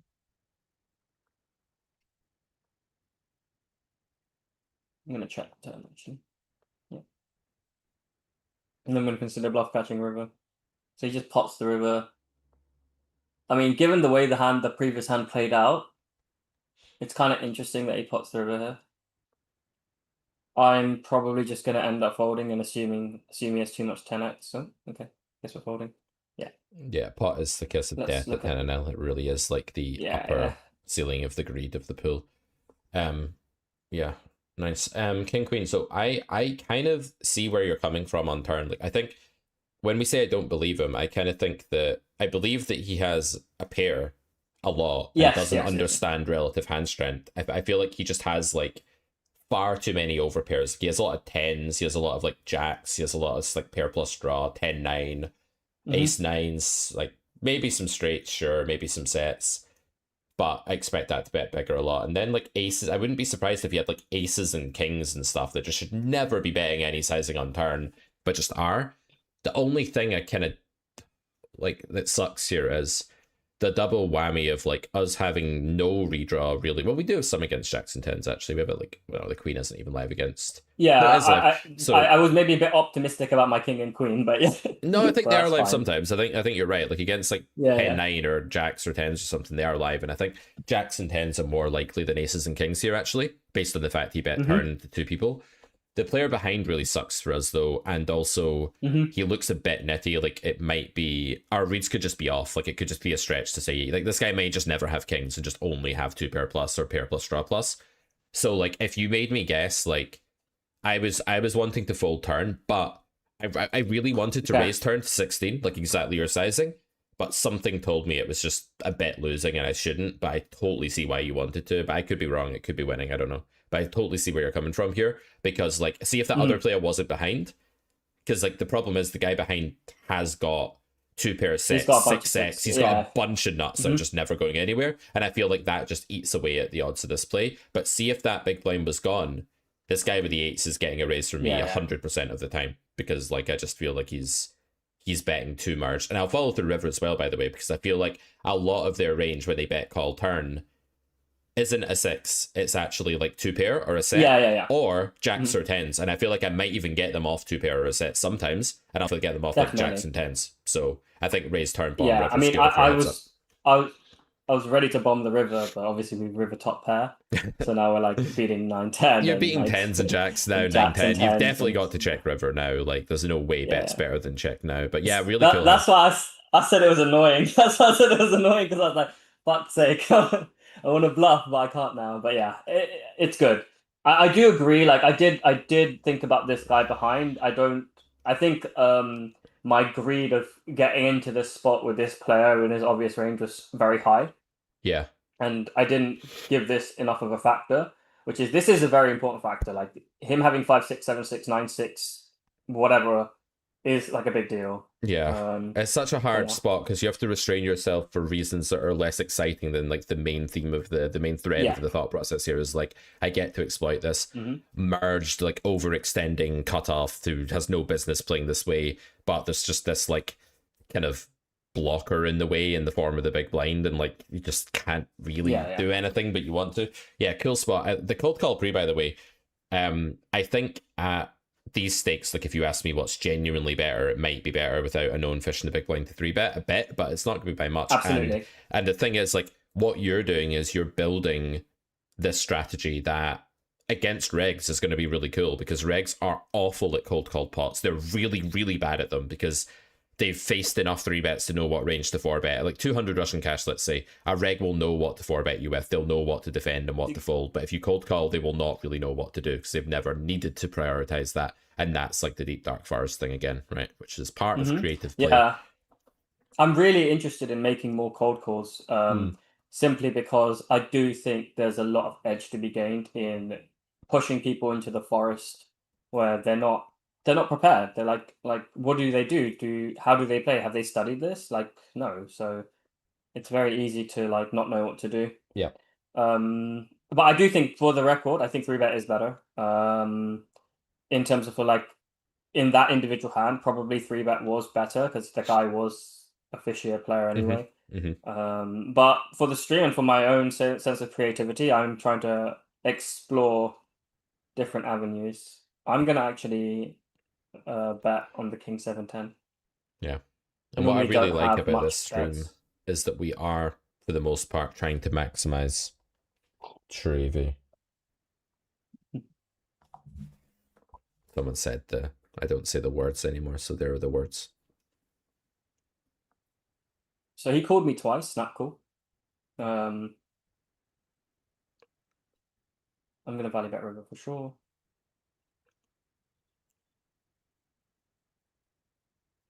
Okay.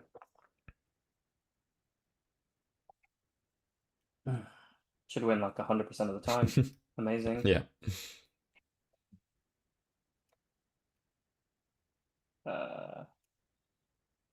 It's good playing in big blinds because you kind of care about it because you're used to playing in big blinds. Whereas if you put it in dollars, you'd be like, meh. Or at least I would hate to see this in Honestly, dollars. what I realize is that it's just fun to play poker. And it doesn't really bother me that it's like $14. It's just nice to like figure out what people are doing, like have this sense of like, wow, I really know what I'm doing. Because when you play 10 an L, that's basically the level of live poker, in my opinion, right? Like the people that play 50 an L, 10 an L, 25 an L, it's like playing live poker. And it's like pretty cool to see that like everything is applicable and like and it's fun. King 6. So I am willing to expand my big blind calling range when there's a fish. King 6, even though I probably could make it work at 10 0, I'm gonna fold. Oh. But the idea that I want to get into playing, the idea that I want to have this year is to expand, like, is to push the boundaries a bit. You know, I think it's very easy to play safe in poker. Why is this just folding me? I didn't want to. Okay. It's very easy to like play safe in poker, like, oh, this is the GTO range and blah blah blah. But Yeah. I think it's more interesting when I did not want to fold that. What? You've got a fast fold chart on for some reason. This is what protects a lot of the fish from hemorrhaging and stops them losing at like high BB per 100s that would put them out of business. And it's yeah, it's quite shrewd on the part of GG to keep them sort of in the game but losing it less of a clip. It's Yep. Fair enough. That's the point of it, I think. I'm not I'm gonna find no bets with the king 10. In these spots, I'm looking for information, looking for them to tell me what they have. So he snap bets half pot.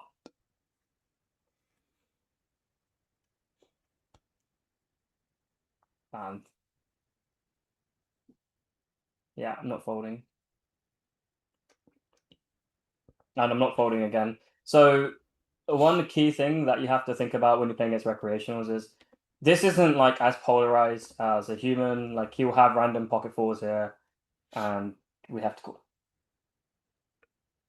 Yep, nice hand. Nice. I like it. Turn is like so wild as well. Like the half pot and lower probe on that board. Like with turn probing, guys, it comes down to two factors. One is the size that they go, and the bigger they go, the more they have it generally, and the less crap they have and random stuff. And then the second factor is like abundance of value. And when the board is like that, where like they struggle to have a single value hand, they're just going to be over bluffing by huge ratios with the small sizes. So really nice turn call with king 10. You can probably call river as well, actually, if they go small and river with king high, or you can raise like if you think they're merging too much. I would, yeah, probably just raise river Yeah. if I got the chance. Fair. Yeah. But So call would be we've winning, decided to cold call. Yeah, it might be winning to be honest. Yeah. But it feels safer to raise and like Sure. not lose to random a size. Sure. We're gonna play very, very polarized when we cold call cutoff versus hijack on queen 9-4, and I am actually gonna bet this hand. Our range is really, really tight here, and we have like not that many bluffs. And with the backdoor on the top overcard, I'm gonna take it. So this is what I mean by like playing a bit more creatively. Like I'm gonna like these are actually like 0 EV cold calls in the solver. So I'm trying to find ways to think, like see if I can make these like positive EV hands. On the queen turn, after he's called a large bet, I'm probably gonna give up. After he's called a large bet. I'm gonna expect him to bet a lot of his value on the river. So if I do get a check, I'm probably bluffing and trying to get him to fold like pocket 8s, pocket 10s, 9x, things like that. And I'm going to use like a reasonable sizing to get him to fold those. I don't expect him to fold a king. Don't expect him to fold pretty much anything that isn't like 10s, 8s, and 7s, 9x. That's really it. Expect to get raised sometimes by trap boats. I like it. I like the hand. King. Yeah. I like this hand a lot. I love the flop thought process. I think playing like you have enough showdown value on that board that you're really happy playing, not with that hand, but like in general, you're really happy playing a lot of check. And then the hands you do want to bet, you may as well just start at like good queen for value and check everything else and force villain to play again out of position with this really just busto range. I love it. And then playing big when you're betting, and then turn like easy give up. River like absolutely mandatory ignite, reignite. Yeah, agreed. Like there's just so many. It's such an overfolded node on that river because you might think they have a lot of king there, but actually they're quite likely. Yeah, it's very hard to take it. It's very hard to get a king there. Like yeah, like you have to have king jack or something. They might just bet that on flop. When the minute they check call flop, they're going to move towards 8s and stuff like that, and then they push their range further towards 8s and stuff when they check river. So really good bet check bet. Yep, unlucky. Yeah, that's life. Yep. But yeah, that's a cool hand. Like, and it demonstrates like there are more ways to play poker than like 3-bet or fold. I love that hand, especially in rig structures. Yep. And this is like the problem with when, if you're not that experienced and you're drawn to the result of a hand, you can look at that hand and be like, oh, we got owned, we played terribly. And this is just your brain making shit up because you're not actually assessing the EV of the play against the opponent's range. So just be very careful, guys, about like judging a play based on what happens at showdown there. Because if you showed that hand with the caption, this guy's meant to be a 500 NL pro, lol, and then you showed that hand to like the masses, loads of them be like, lol, lol, lol, scammer. But it's like, what, you think you're just never meant to lose a pot? Like everything you do is just always meant to work? Like, come on. Everything I do prints money. That's what you get though, and when you stream, you get that a lot. Why fold king 6 off? It's just one of those hands that's horrendous multi-way Regfish poker. It's a really bad multi-way hand, and it takes like a lot to make that okay. It's just very, very low pot share. So even though you're getting good pot odds, your pot share is like minuscule, basically. Yeah, it's hard. It's hard to make that plus EV. Maybe I could do it at 10 an hour, but like I think that's not going to help. Yeah. So he actually tanked a really long time and then bet 1/4. And I'm gonna do something really dumb. So let's fucking do it. I think I would prefer to have like 4s and 5s here, but I'm gonna like suspend theory for a bit and just play in a way that I think is good against what his timings and his sizings are representing to me. Okay, there's still some ace king in there because it's gut shot. Yeah, I'm gonna check. I'm gonna also check if he's a red, and maybe do something dumb on the river. It's a 4-tabling Brazilian reg. Everyone's gonna say I'm a punter in a sec. Okay, he checked. Okay, fine. Well, I expect to lose to ace jack or win against ace king. Lovely. Okay. Nice. So your theory raises, as you mentioned, are probably like the lower pairs. They're like, who cares? It's not a huge effect. Probably not meant to And raise at all, but that's no, life. you're not meant to raise, but like, who cares? It's not going to Yeah, be yeah. horrific to raise eights. It will be like a small EV loss probably, but when you factor in the timing, the fact that they're not going to shove ace king over you, they're meant to shove ace king over your raise sometimes, right? Like they're meant to Definitely. do that. They're meant to shove on you with ace queen, and you might think, well, why does that matter? You've only got 2 8s, but being able to realize you're 2 outs twice there is still worth a bunch of the pot. It's a big pot, and there's implied odds to that. And there's the hybrid element of your raise where when they have ace king, because they're not 3-betting, they just call and then check turn and check river and don't bluff at the bottom. So, do you know what? When I first saw that flop raise, I was like, this is a bit weird, but it's probably quite good, especially after the tank flop timing that will move them a bit away from overpairs. Yeah, it's a cool hand. Yeah, like I'm not that concerned if I played the hand wrong. I'm more trying to see like where my imagination wants to take me. Yeah. And Yeah. I like it. that's basically where I'm going with it. I probably should check this actually, but it's fine. Like this is very, very strong against his checks. And we can even bluff catch. But that's fine. Yeah. And I think it's interesting. It's important to understand like was I what was my thinking there? And the thinking was he went small and he took a while. So I think he's weak. And that doesn't necessarily mean he's like got air, but it's good to see like what he's got there, which was basically like a second pair kind of hand. He didn't have like top of range, ace queen, queens, kings, aces, right? He had like ace jack off. Which is very, very interesting, like to see that like my thinking was on the right lines, like he was weak, but likely he's just that might just be a strategic choice as well, but who knows. But I'm gonna gander and say that like most people are a bit too greedy at these stakes, so they will like size up their value hands a bit too much. Large bet from a nitty looking recreational on king 8 deuce. I think I'm actually just going to fold flop. Yeah, I'm gonna go fold flop here. I think this is fine. Yeah. The reason I'm folding flop, yeah, I'm gonna face too much aggression to make this hand like playable on future streets. I think you're already indifferent against hijack big betting when you've got like a dangler card with your 8 in theory. Like I think you're already around break even, and then if you just want to say, well, the guy is tight and sized up and he's early position, like he's just going to be under bluffing across the game tree and aggressing a lot across the game tree. So I think it's good. So we're cold calling here. This is a 3-bet hand, but we're cold calling to play multi-way against the fish and the reg. Reg's a very transparent multi-way, so we can get a lot of information, a lot of tells. And I think ace 10 offsuit is indifferent to call 3-bet and fold. So I'm going to play it in a way that I think is the highest EV line, which is cold call. And then I'm going to basically, because this guy's quite passive and this guy doesn't bet the flop, I'm actually going to block twice at this point. Snap call turn. Maybe I can bet a bit bigger on the river. Let's think about this. Let's think ace 4, ace 5, ace 8. I'm gonna bet a little bit bigger. I think I'm gonna go 6.5. And you can make arguments for going even bigger than this, to be honest. Okay, fine. Maybe, yeah. Don't want to get too bogged down with detail, but that's fine.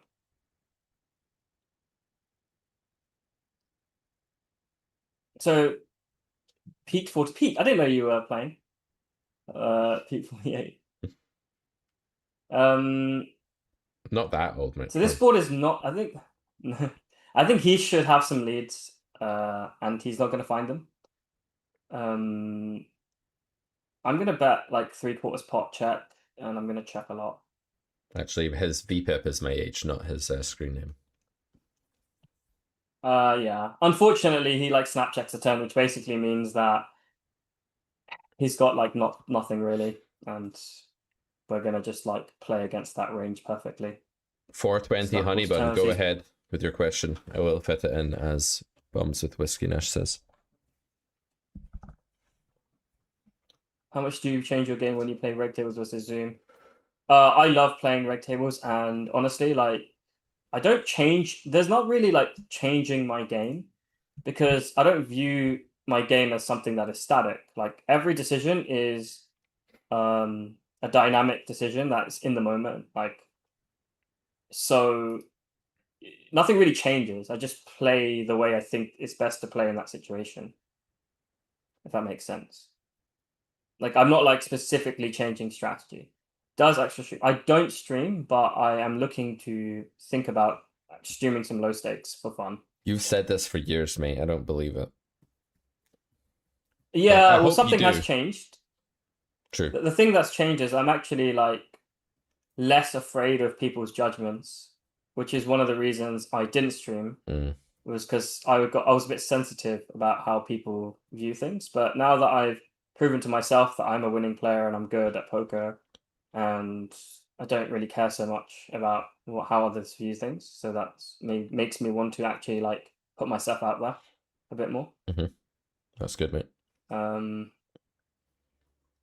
Yeah, I'm not gonna find any bets for sevens. And it's actually really cool. We can get like super cheeky and start betting like this, which is completely dumb and makes no. When I say something's completely dumb, I mean it makes no theoretical sense to ever do this. You should never do this. You're going to get check raised. Anyone with a brain is going to check raise the shit out of you. But like their ranges are so face up that I can like just bet. And then I think against this guy, I'm going to check river because he's a bit nitty, and I don't know if he's going to call me with 4s and 5s. And but yeah, we're going to put some money in with 7s, and okay, yeah, fine. Like he could probably just check raise that. Like I'm so obvious here. Like I'm basically telling everyone that I have the best hand I have is like an 8. Yeah. And like if he just check raises me, but the thing is like people won't do this. That's it. That's just so key. Like I don't want to do X because Y would really exploit me and hurt me. It's like yeah. That's just so crazy to me. It's like I don't want to go outside today because if there was a mass murderer, that would be I could get killed. And it's like, well, yeah, but there isn't. Probably. I don't know where you guys live, but there probably isn't. Not in rural Scotland, anyway. And it's like that. It's like, play the opportunity in front of you. Don't try to protect yourself from hypotheticals of unknown or, worse yet, uncalculated frequencies. You're not even estimating the frequency of the variable. Like, if you say, a bad thing could happen to me, and then you don't make any attempt to estimate the frequency of that bad thing and weigh it up against what you're gaining with the play, then what is the point of even thinking about it? What is the point of even thinking, oh, I could be exploited by Y, when you're going to make no effort to figure out how likely it is that that'll happen? It's just crazy. So, sit out after this hand if you don't mind, actually, because I've got a question here from 420 Honeybun. Amazing. I love that turn bet, by the way. It's great. Check. Overbet, huh? Interesting. What the fuck? I'm actually really suspicious. You really have pocket 3s? I'm trying to. By the way, I'm on. If you guys don't know, I'm trying to figure out. I'm gonna fucking call. T. Yeah. Okay. It's just so 3s, isn't it? It's like, is it a bluff or is it the 3 combos of 3s? And it's like so often the 3 combos of 3s. It's the 3 combos of 3s. Yeah. Sorry, I was trying to look him up because that would have maybe told me what I needed to know. But in the meantime, I was like, I'm too curious. I'm gonna pay the man. Let's set out after queens, and so we got snap free bet by Brazilian guy 9.5. Probably just full betting here. We're gonna go 20 big blinds, make his life really hard. Probably should have taken a bit longer. So recognizing that I didn't really balance my timings here, but it's obviously 10 now, so that's life. We're not folding queens. Well done. Damn, we should have sat out when Pete said. I tried to protect you from this. He tried to protect me from the queens versus At least he used good, one of we his got one aces.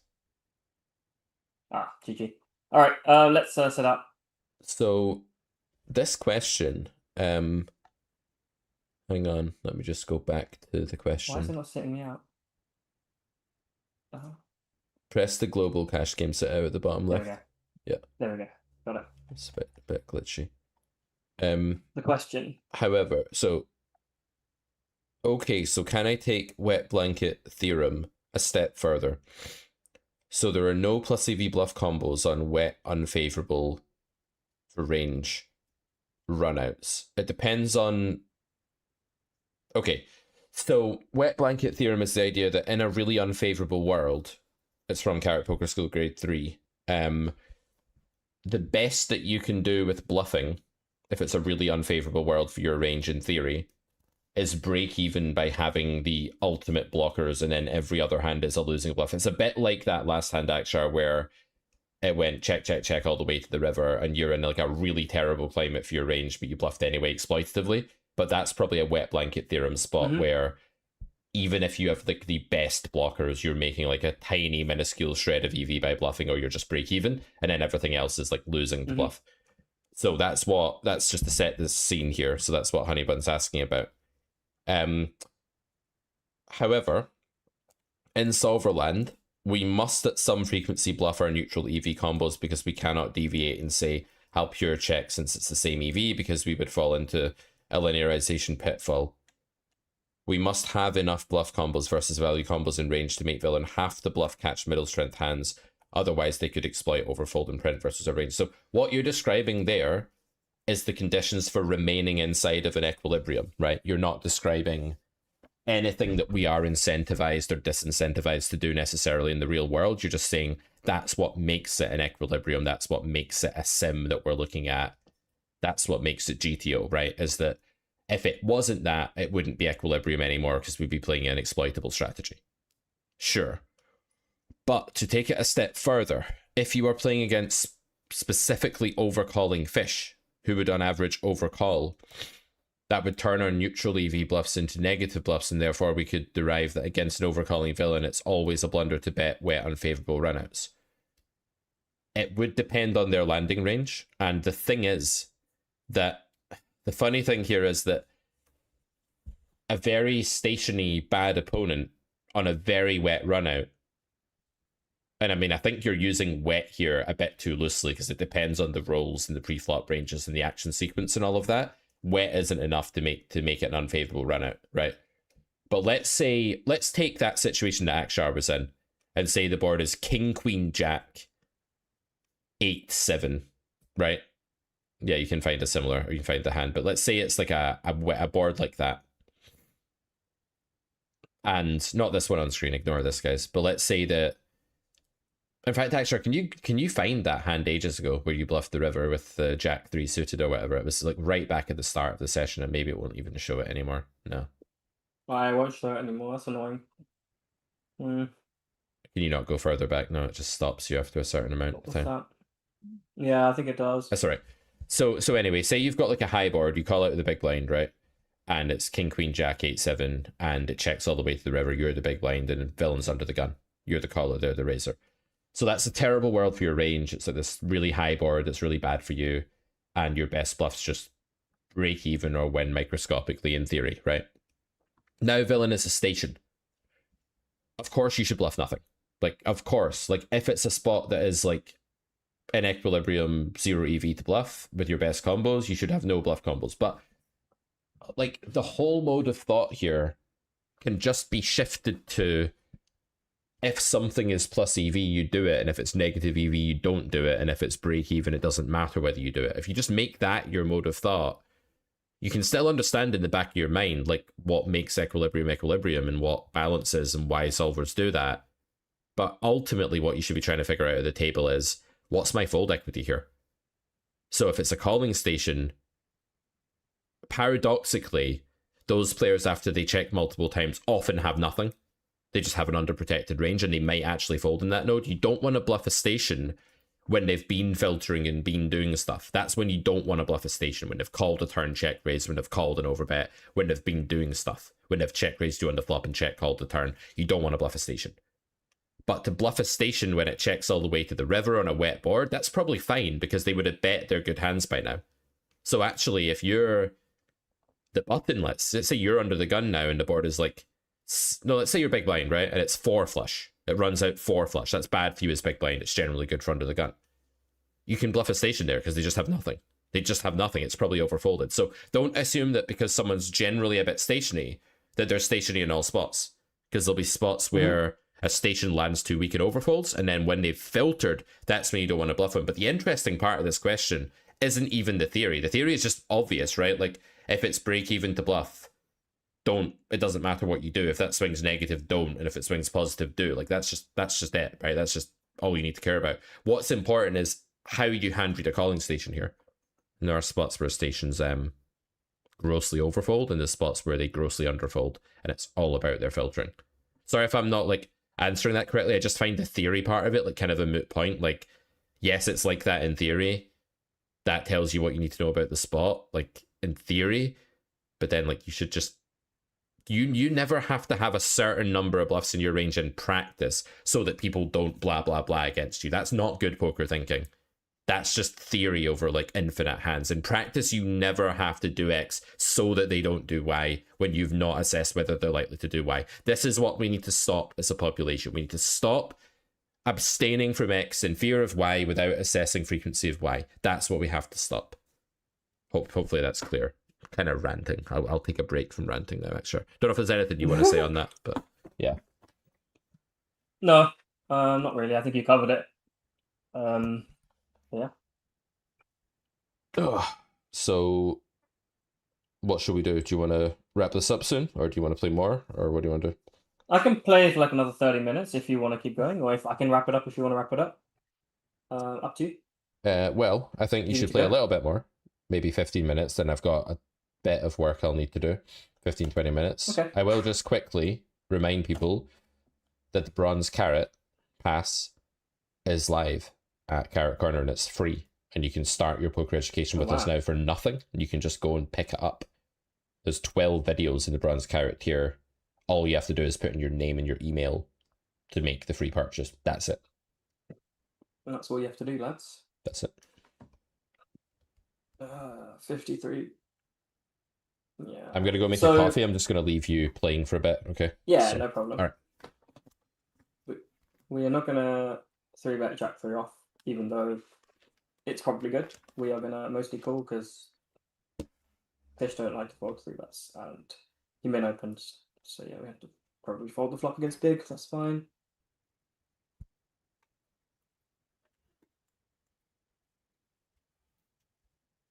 Pete's gone to make coffee. So I've only got the YouTube chat. So if you're on Twitch, I will not be able to see your chats. Just so you guys know.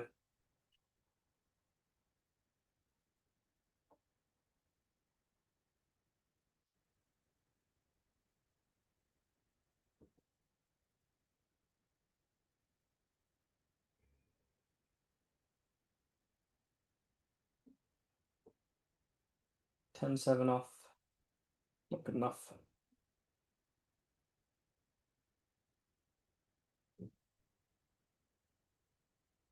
$8-7 suited, definitely opening it. Take a note of this guy's a little bit tight. 19, 13, 25, 9. Bit of a tight 3-bet, tight player. He 3-bets us. We're actually going to fold the 8-7 suited. He went for a large size. We're not deep. If we're deep, we might play it. You know what? I'm going to call for the stream. I think it's more correct to fold, but I'm gonna call for the stream. It's a fun hand. And we want to get into pots. And we can maybe see if we can outplay people post flop. So when he checks his board, unless he's like very, very good, very protected, he's gonna have too many ace kings and ace queens, and we have a hand with quite a lot of equity. And yeah, that's it. Come back again soon. What do you mean? Come back again soon? Ah, okay, that's cool. I didn't know that. I might stream on YouTube actually. I am looking to do it. So yeah, we're actually going to raise 8-5. There's a lot of tight players behind us. Although maybe I was wrong about that. Whoops. Oh well. Yeah, we definitely overestimate ourselves with the 8-5, but that's fine.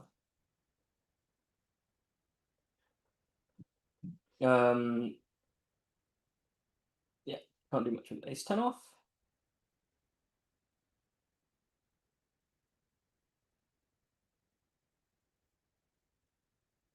2.5x it's fine, but it's obviously 16 VPIP. Queen 3 off. It's not a good hand. We're gonna 3-bet it. Because we don't really have much. These like shit hands, you want to 3-bet more. And yeah, you don't like it's 16 VPIP, but he did go 2.5, and he also might not be 16 VPIP. 300 hands is not much.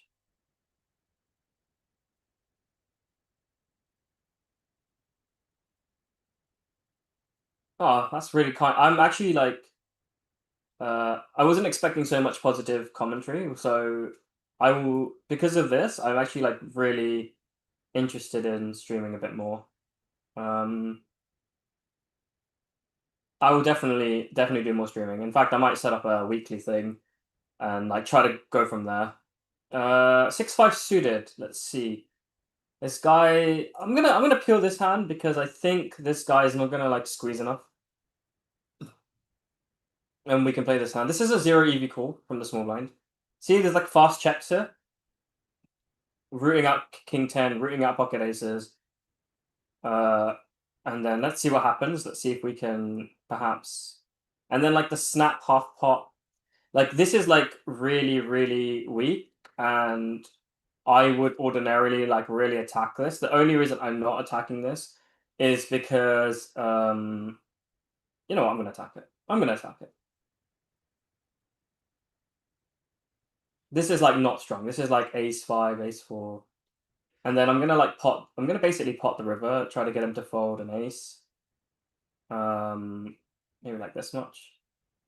Try to get him to fold basically his entire range. That isn't like a full house. Oh, he's just got king 10. Okay, that's cool. That happens sometimes. Like some people just find a way to get king 10 there. That's cool. I think one of the reasons I didn't want to do that was because they sometimes recreationals find it hard to fold an ace. I'm happy to do that.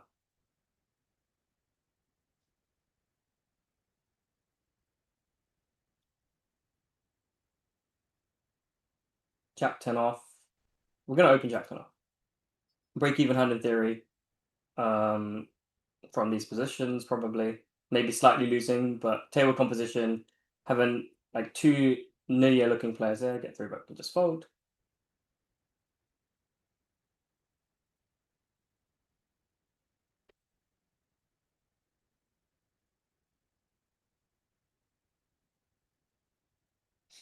So one thing that I definitely think is important when like thinking about a session like today is that we were trying to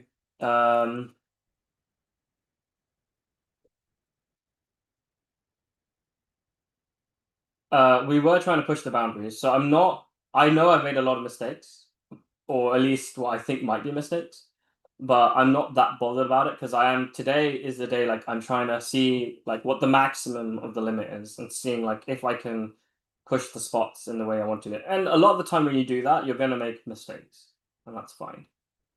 So check, check. We're gonna play really, really big bets here, like insanely big bets. I'm gonna go very, very, very large, and I'm probably just not gonna bet this turn with my hand.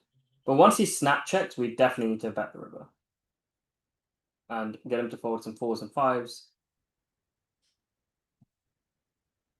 Like I think if he had Lacey, at least think about like betting the turn. He's really taking his time. So I'm getting called here 100%. Like when someone takes their time, it means that they're at a part of their range where they're like bluff catching. So he's got like king, queen, king, jack, and he's like really thinking about bluff catching his king, king, king, jack. In the end, he decided to fold, which is nice. Insurrection. Cool. I think I know Insurrection. Aren't you a high stakes player? I'm sure Insurrection is high stakes. Or like at least mid stakes. If Insurrection is listening, could you let me know if I'm making things up? Queen 7. I think Queen 8 I would consider. Do I also make training videos? I did, but I haven't been making them recently. If you are interested in my training videos, you know, we can ask Pete if he would be interested in having a few of them. Yeah, so And what kind of training videos would you be interested in? yeah, I mean, I'm up for expanding the catalog. I want it to be, because it's not regular releases anymore, all new creators that come on board for the silver or gold tiers. I think it needs to be something pretty special, like a good, really cool 3-part series type thing. But yeah, we could absolutely do something. Yeah. I think it'd be good if I was going to do something for Pete, to give him some like, or contribute some kind of class or some kind of node or something, not just like a live play, like it would be something like interesting. But yeah, I'll definitely think about it. So the chat's been really nice today, which is pretty cool. They generally are. We had one guy yesterday that Yeah. said I was the worst coach in the entire industry, but apart from that, everyone generally is very nice. Really important to take that blind spot and basically open any 2 cards against the nets. Especially if you see them folding too fast, it means they have auto fold on, which is basically ripe for just pure money, because you just min open anything and like they'll fold. All right, well, we're folding ace jack offsuit. Do the snap through bet.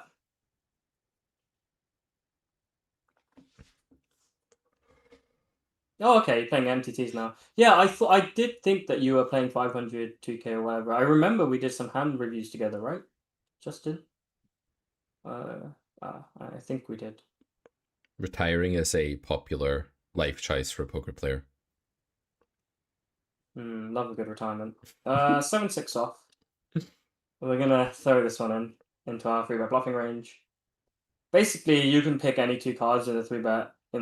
Unless it's like very middling, you can pick pretty much any 2 cards and bluff with it, blind versus blind.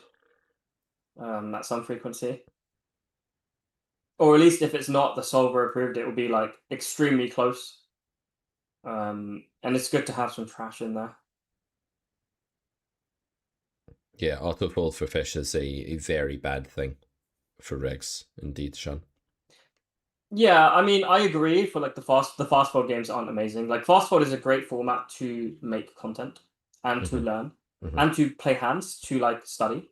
But if you really want to make a lot of money, I would recommend you guys don't play fast fold as much. And I still think it serves a purpose. I'm not gonna I'm not gonna say don't play them, like, period. I think they actually do serve a good purpose. But like there's many formats that people don't even consider, like 9 max is a format. You know, people just don't play formats because they're scared. Oh, okay, cool. One of these pots. So even though we're not getting involved with 4 deuce, we're gonna do a lot of limping here. We're gonna do a bunch of jamming as well. I'm not sure from hijack. I haven't actually like looked at this at all. But this is one of the cool things about GG. Like, as much as I'm not the biggest fan of the site, but like they do interesting things like this. And I think there's a lot of like interesting things that can happen in these kind of in these pots. We're gonna move on because I'm just laughing at Twitch having a Twitch chat debating whether I have autism at the moment. It's quite funny. I think Twitch chat and YouTube are very different, because YouTube is great and Twitch. I mean, I don't take offense to the question. I mean, who knows, man? Like a lot of us are on the spectrum in some way, shape, or form, right? I don't know. Maybe. I actually don't know. Like these things are so hard to define. Like these days, like everybody and their mum is like a high functioning autistic now. So it's I don't know. So it's 4 straights, 3 and a 7, but it's a 44 VPIP fish. So there's just too many combos to even. I think I'm gonna call Ace Jack here. I don't expect on 4 straights them to like thin value bet, so I'm actually gonna call Ace Jack here. Nice. Amazing. Yep. That line is in greedy where the board is wet and they take some scattered or not very convincing line, and then they have very little. As you said, they have very little value in that node if they're not value betting thin, and they've picked the sizing. That's like blocks like really prevalent in a lot of these spots, right? Where people can like value bet a very mergy range, but people go big, and then it's like, doesn't take so much to be over bluffing now. Is that the same guy? It's the same guy. Yeah, it's the same guy. Okay, so let me think. Unfortunately, the time banks don't really allow much thinking time. Okay, we're gonna check and then essentially like probably never fold.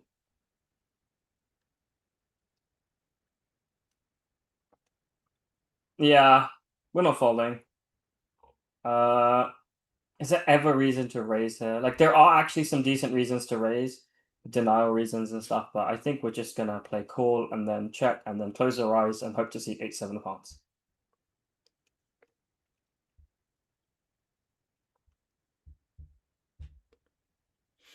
Eight, 7 of hearts. Yeah, never. So okay, so this is like a pretty scary spot for a lot of people. Like, oh my god, like it's a big pot. How do we make sure? So I'm gonna click call, and then maybe we can talk about this. How do we make sure we never? Okay, cool. How do we make sure we stay calm in these kind of spots? It's like we've decided we've profiled the player. He's a fish. He's gonna have too wide of a range, and he's bet sizes that essentially means we need to be good here 1 in 4 times. Do I think my hand is good 1 in 4 times? I do. So I'm gonna hit call. Yeah, that's that. See if people genuinely assessed river spots against fish from the point of view of their pot odds. They would never make all of the folds they make. They would never make most of them. Because their brain's tricking them, saying you need to be good more than half the time, you're not, so you should fold. And maybe that's true, but like pot odds. So important. Yeah, like it's really easy to play that spot, lose, and be like, I fucked up. But the truth is, like, he's meant to beat you 1 in 4, 75% of the time. Likely you're probably winning there like 65 or whatever. Not 65, sorry, you're probably only losing there 65% of the time, which is amazing for your hand, right? Not even, like, when they have high VPIPs and they go half pot, that combination is enough to make you win, like, half the time, a lot of the time, in a lot of spots. Could be even half, normally. Could be half. Yeah, could be. Probably going to fold 8-7 to the big line 3-bet from the short stack. But half doesn't feel that good. Lines. Like, to a human brain, half feels like, nah, it's not great. Like, if I'm investing a bunch of money, I want it to be better than half. That's the default state you've got to be so wary of there. Yeah, I mean, we are literally, like, we're putting him in that position, though. Like, we're giving him the opportunity to bluff. Because by checking the turn, I mean, obviously my hands are probably a pure check too, but by checking the turn, we're basically inviting aggression. And that, especially when he uses the combination of, like, 1/3 turn, half pot river. Yeah. Like, that's just not... that's not a super strong line. Does that mean that sometimes he won't have a super strong hand? No. Like, he had 2 pair in that instance, you know? But that doesn't mean that he's gonna have 2 pair every time, right? Like he had this guy had 2 pair, but like a lot of fish will just have random 8-7 of hearts, and your job's not to figure out what they have. So after you call and you lose, your brain will be like, you should have done a better job of figuring out what he had. Like that's what it's going to say to you, and that was never your objective. Pretty much. So I'm gonna check raise actually. I actually would have preferred check raise on the 3 of hearts. Oh well.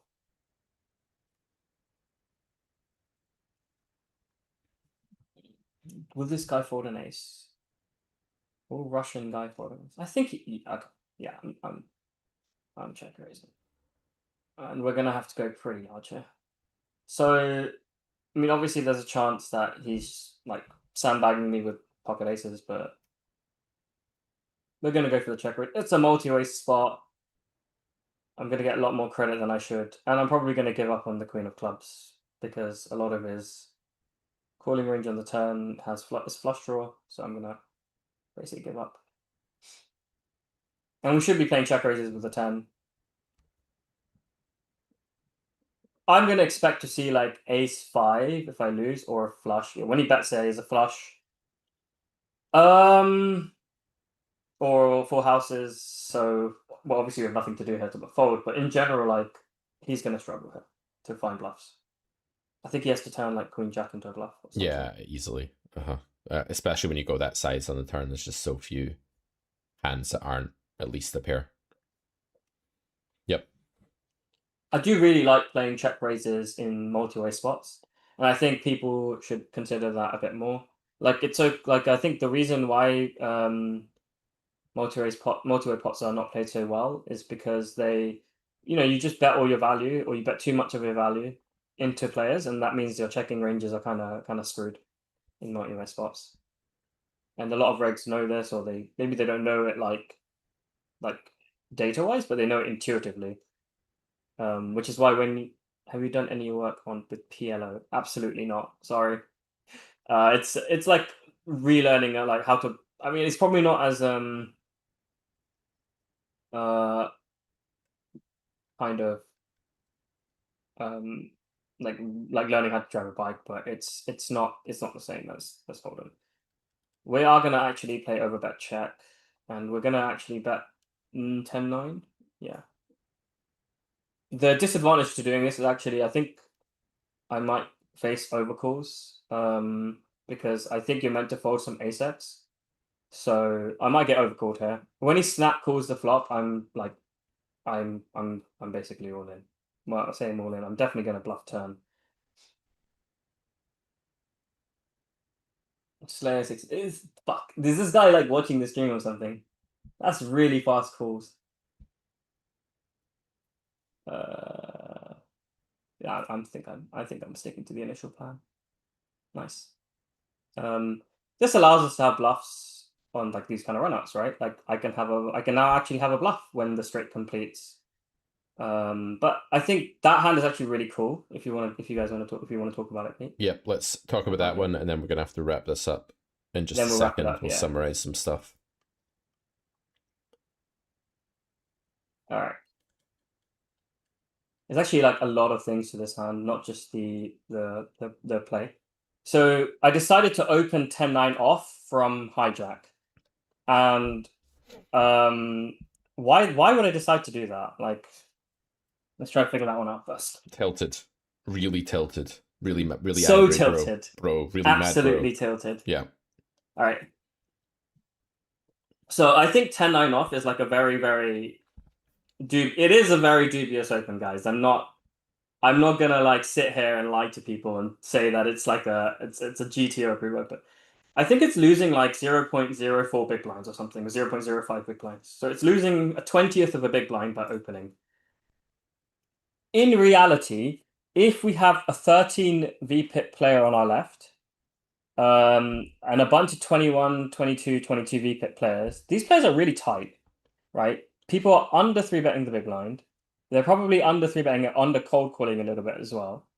And this might be slightly out of line even for this table, to be honest. But the concept is basically we are playing dynamic. We are opening wider because the players behind us are too tight. They're just clicking autofold. They're clicking fold too often. So yeah, I think I can make a negative 0.05 EV hand plus EV. I want to sim this one actually because it's such a weird spot. So hijack versus big blind, yeah? Yeah. Please Jack of diamonds, 9 of hearts, ace of clubs, and you're playing overbet check on this texture, which I think is fine. And then yeah, I mean, I think it may be better to play 75, but it's also okay to I don't think it's better or worse. I mean, it's just completely unless you mean exploitatively. Like theoretically, you can go either. So here's the sim, guys. Right, just in case you think this flop bet looks really weird. No, it's fine. I can improvise. You can close your table anyway because we're not gonna play anymore today. We're not gonna play anymore, yeah. Yeah. But here's the sim, and as you can see, hijack. I can't see the sim, Pete. I know you can. You'll just have to watch the stream, mate. No, I'm watching the stream. I can't see it on the stream. Refresh. Maybe your stream's lagging a bit. Let me just yeah, maybe I'll just refresh it. Okay, there we go. Right. Okay, cool. So Nice. 10-9 is actually betting. Look at that.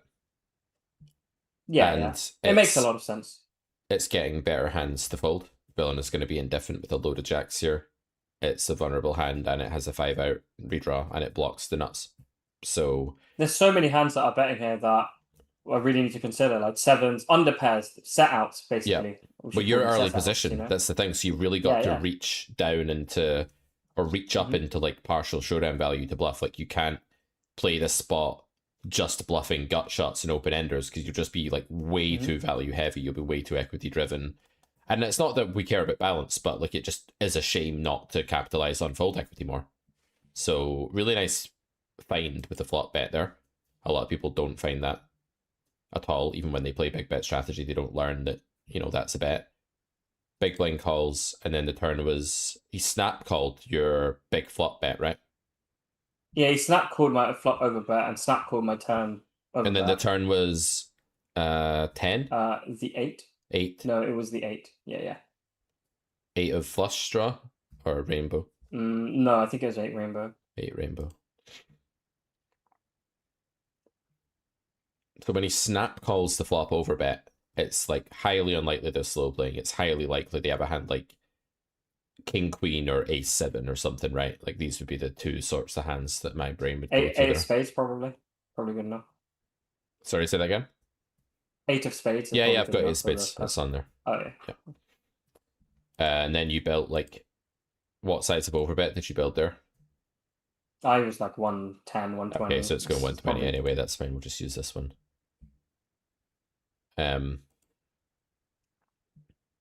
Yeah. So classic bluff on turn. Amazing. I'm happy I found it, to be honest. It's really good. It's really good to find this. And then river. I don't think I'd find enough 4s, 5s. But it's cool. Maybe I find it too much, to be honest. But that's okay too. It doesn't matter. I mean, like I think it's a cool play. After the flop timing, like the play of just always betting turn is great, right? Because like he's just gonna be so one pair heavy. And then what snap calls turn instantly? Like ace 10, jack 10, some stronger hands like 2 pair as well, right? Like sometimes like ace 8 and 9 8 and stuff like that. I mean, we're making ace 8 indifferent, which is amazing. And I definitely think we're maybe like if we look at this is our overbet strategy, right? So we're basically bluffing like so much pair plus redraw draws. It's crazy. I love it. What was river? It was like an offsuit 4. Yeah. It was like blank, I think. It wasn't anything changing the board.